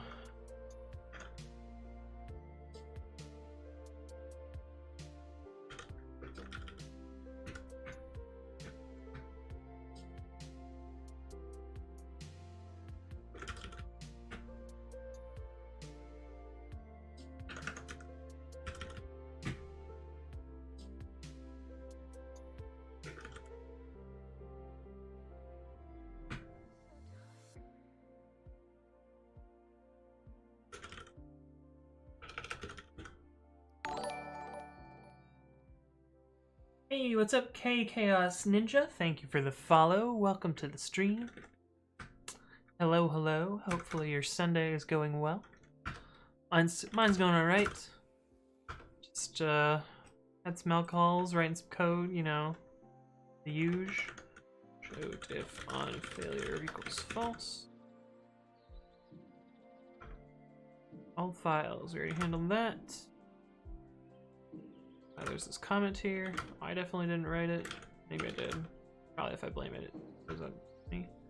Args.source and origin. We have those. Have those still. remote name, and remote URL. These are brand new. Hey, what's up, proxy function? Thank you for the follow. Welcome to the stream. What are you proxying to? Remote name, optional, stir equals none. And remote URL as well.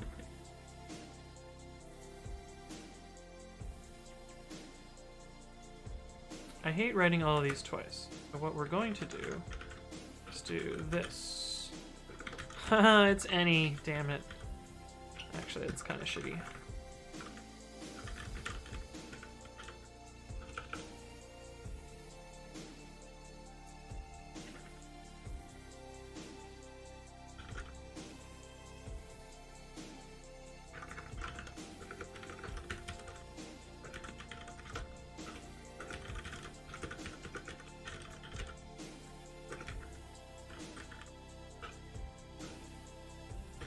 Commit message file name. We're gonna use set default, which is one of my favorite little advanced things about Python. Unfortunately, this is less strongly typed than before, so maybe the problem is this is more strongly typed. Back to it after all my typos. This is more strongly typed, but it's also more error prone because you can see here like I made a mistake. Like these two are here, but they're not down here. And I don't know a great way of preventing both bugs at the same time. So we're just gonna go with this way. In reality, I should probably be taking all of these parameters in run and not building up this args thing here. Maybe I should do that. God, I don't want to rewrite all this code, so maybe we'll do that some other day. We'll just do it this way for now. So it's gross, but webs. I also could factor these out, because they're brand new. They haven't been used in anything yet. Oh, args.hook has to be none as well.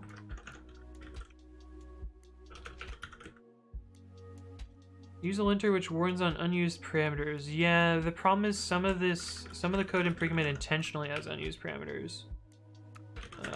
Pre-commit languages, helpers. For instance, well, these will use unused parameters because it probably won't know about typing annotations.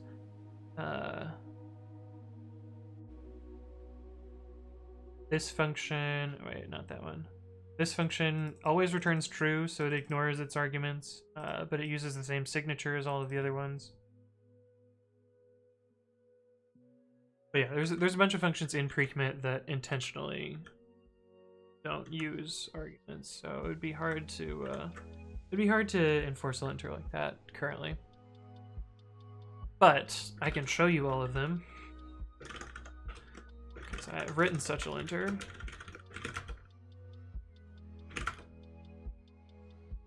Yeah, so you can see these are all of the unused arguments right now.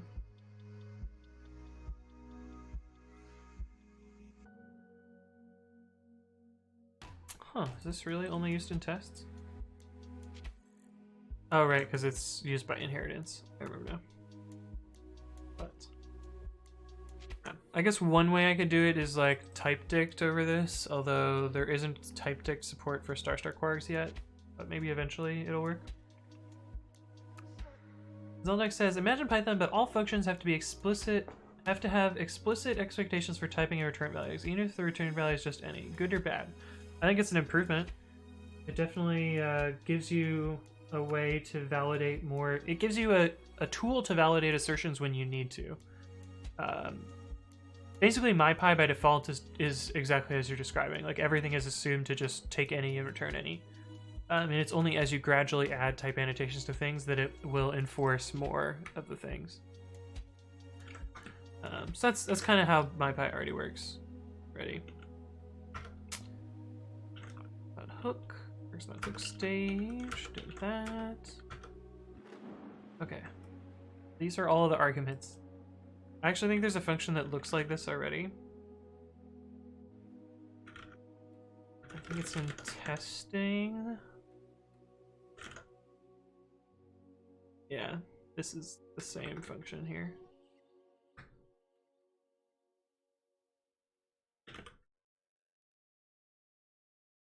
But yeah, this actually even might be missing some of them. Color, hook type, wrong. Hook stage. Food is here. Origin and source here. Remote name, remote URL. These ones. Files. Hook. All files. Verbose. Here. And show diff on failure. And commit message file name. Skip that one somehow. Yeah, okay, they're all there. Cool. Python would be sad. Probably. I mean, I try personally when I write Python to try and define what code should expect, but I like that I don't have to do it if it obviously won't be needed. Yeah, I mean, that's kind of the idea with gradually typed Python. You don't want to, you don't have to. I think that code that puts types on everything is usually better, and it usually enforces a more specific and strict way of writing the code, and so you usually end up with a better output, but not necessarily always required.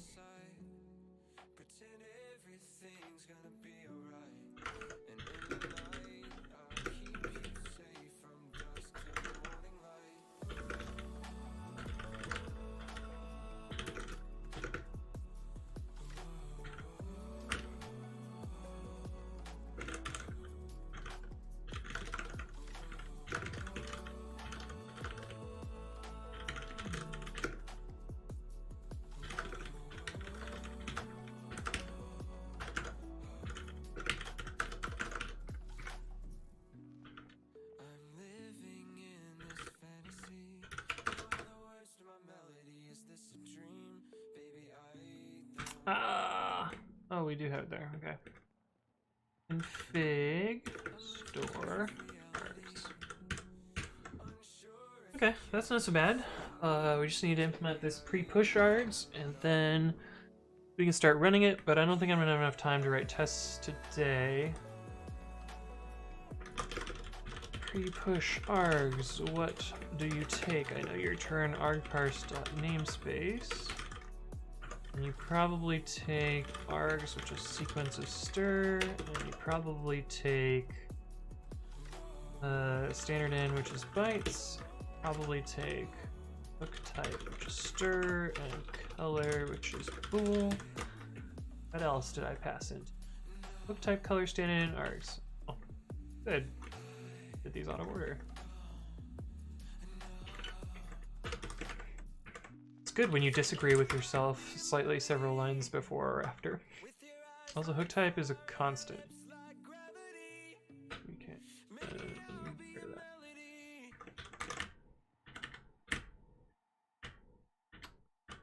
Yeah.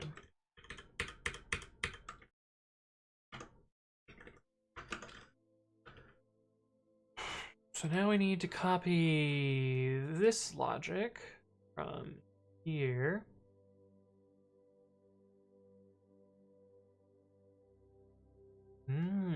Interesting. Oh, what happened?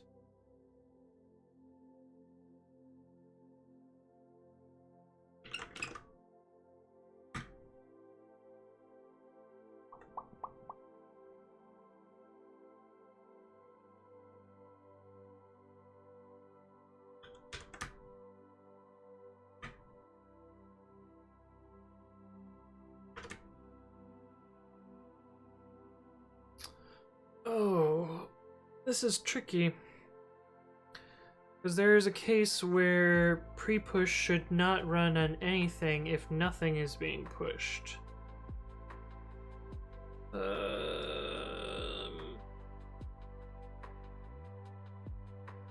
Which we currently short circuit. But it's harder to short circuit because of the way this works.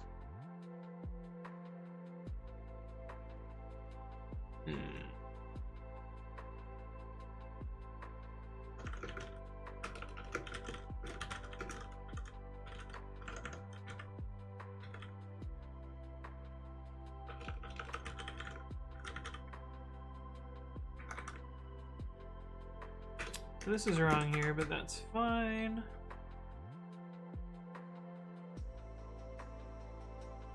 Oh, ops has all sorts of different things that could happen here.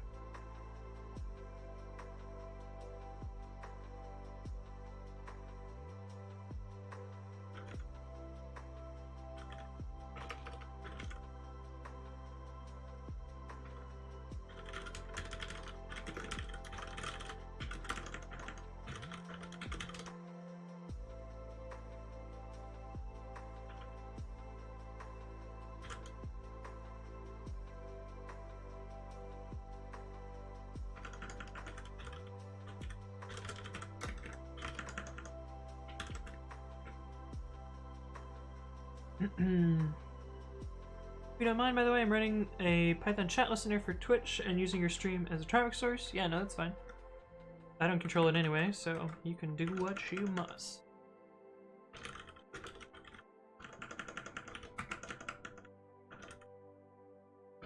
Pre-push color.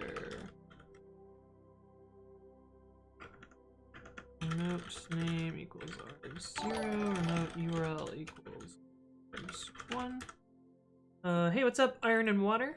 Thank you for the follow. Welcome to the stream. Usually you end up with oxidation and rust in that case. Can you make...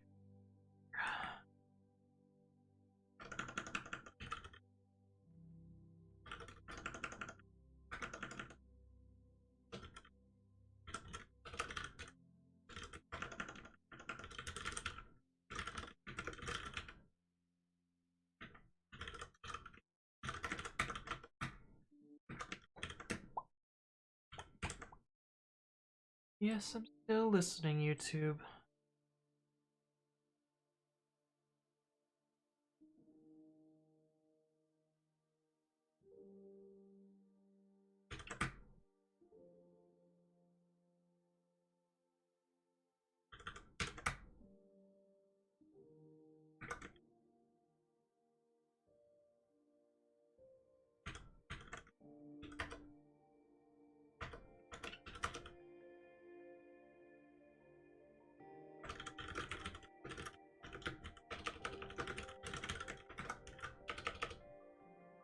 And yes, sir, that's my name, Rusty. Nice. Look at that. Look at that science going on here. What is Z40 supposed to be? Z40 is 0 times 40.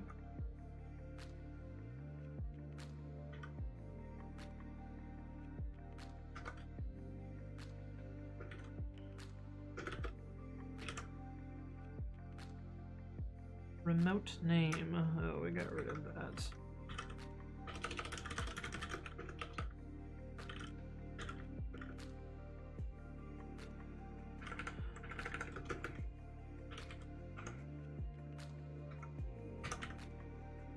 Oh god, this is all over the place.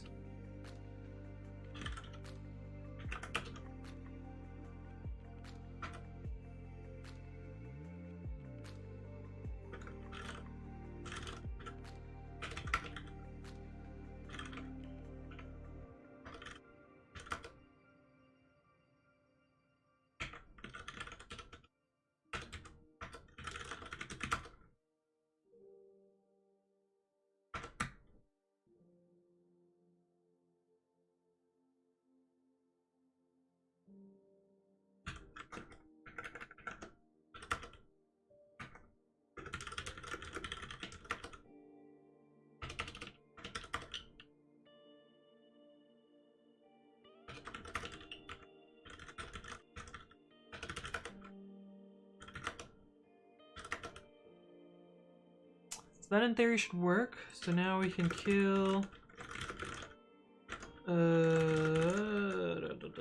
resources, hook temple. I should be able to delete all the code from here.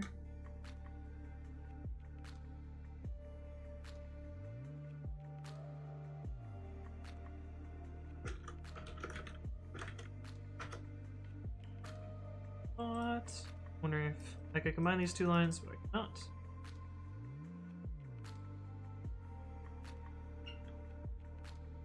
Should be able to delete all this code. Syntax error. What do you mean, syntax error?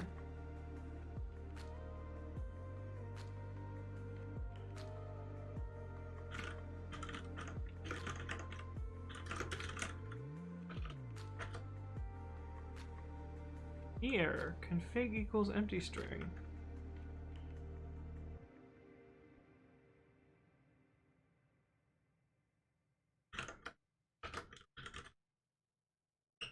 Oh, because I use splits on spaces somewhere.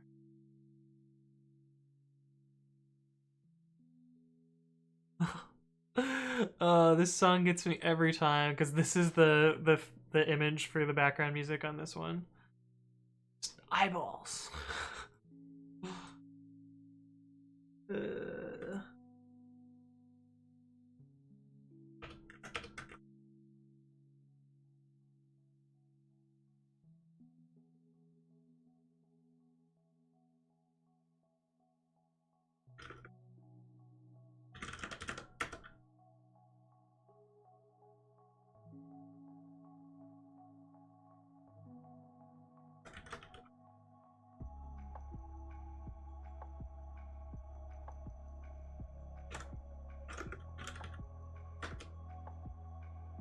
What do you mean?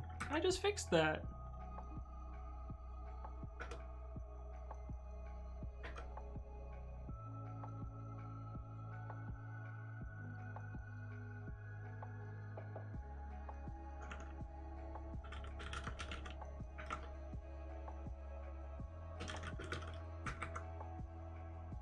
Oh. Right, we were doing that performance analysis earlier. Now it should be using my code.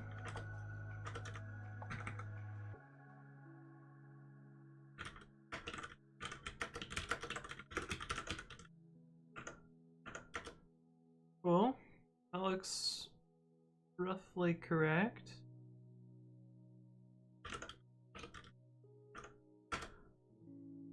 ID hash.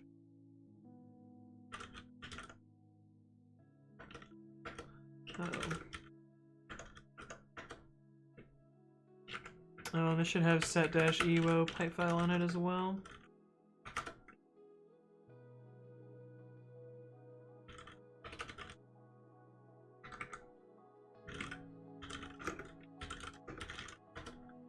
Just work. Unexpected token near FI.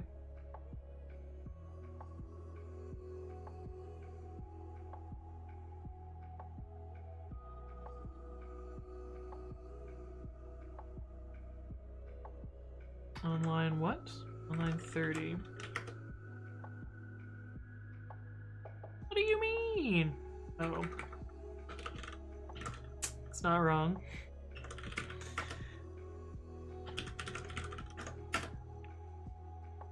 Oh, that's something. Oh, I know what's wrong.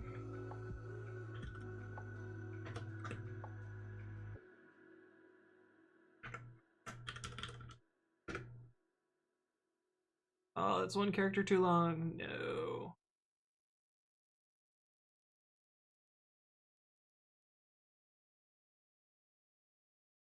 Shorter. Don't?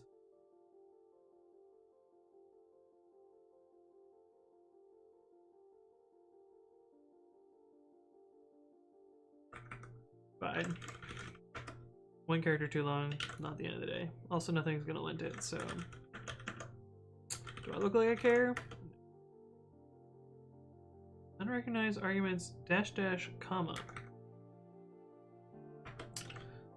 Because I put a comma there. Stupid bash arrays. Oh, shitty. Sniper, hookable, missing one required argument store.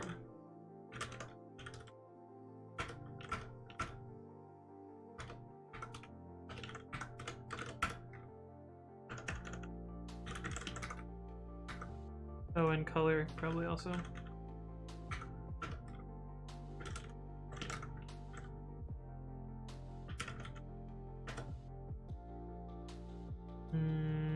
What?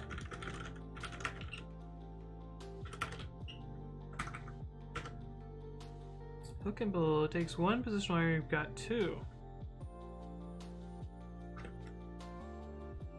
Oh, we took color as a keyword argument.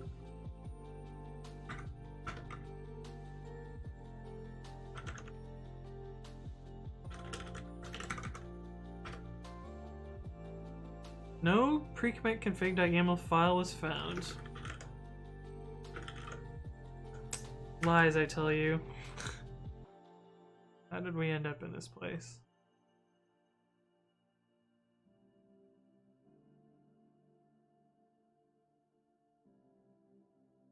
Oh, this is wrong. What was that supposed to be?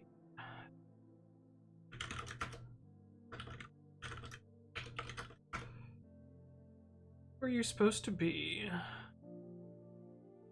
Oh, we were supposed to check if it was a file first.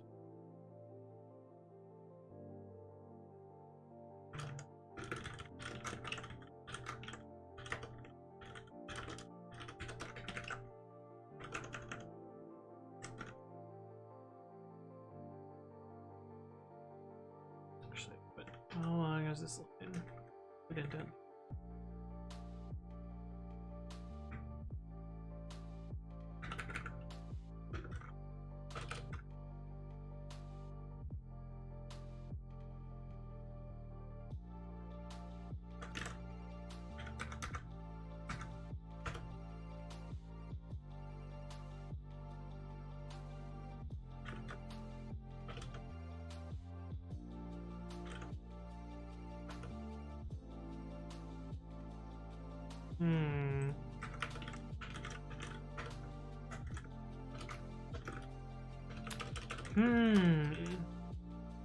Zeldex says, are there any advantages to using a custom implementation of Python like Canopy Python, ActiveState Python, etc. over the original C Python implementation?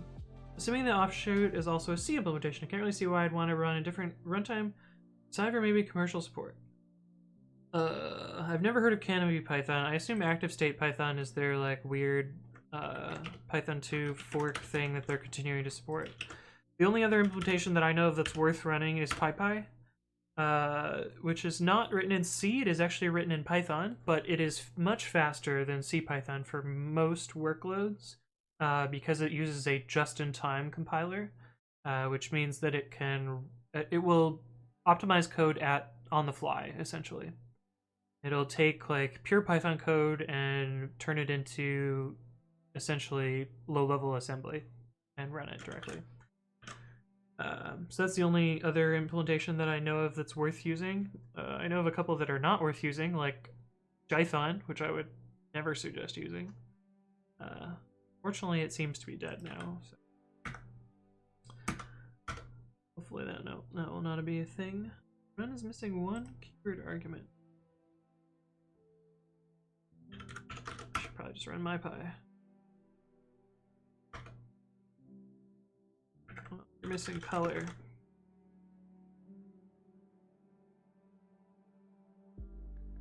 Not actually standard.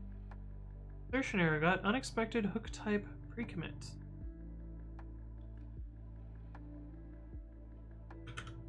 What?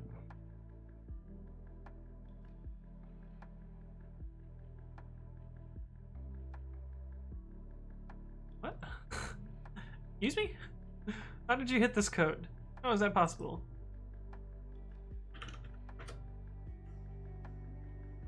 Begin with a comma. God damn it. Put a comma in here. Hey, now we're under 80 characters. Yay. We accidentally fixed it.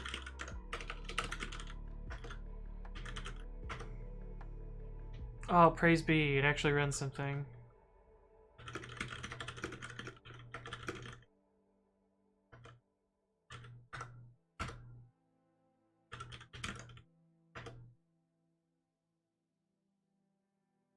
Oh my god, amazing. Oh, incompatible return type got none. 39. Yeah, we need to figure out what to do there. 151. Incompatible. Types in assignment. Expression has type namespace. Variable has type sequence. Oh.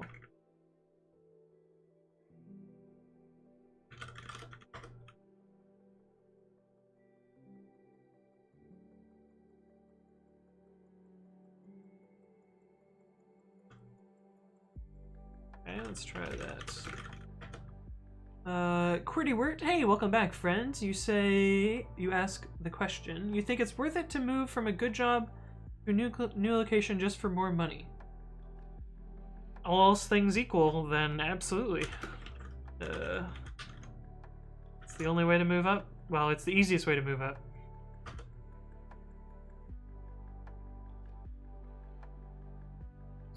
Recommit/main.py, line 347. Indeed, it does have the wrong argument here. It should be this. See, this is why MyPy is useful. It would have accidentally turned color on for everything.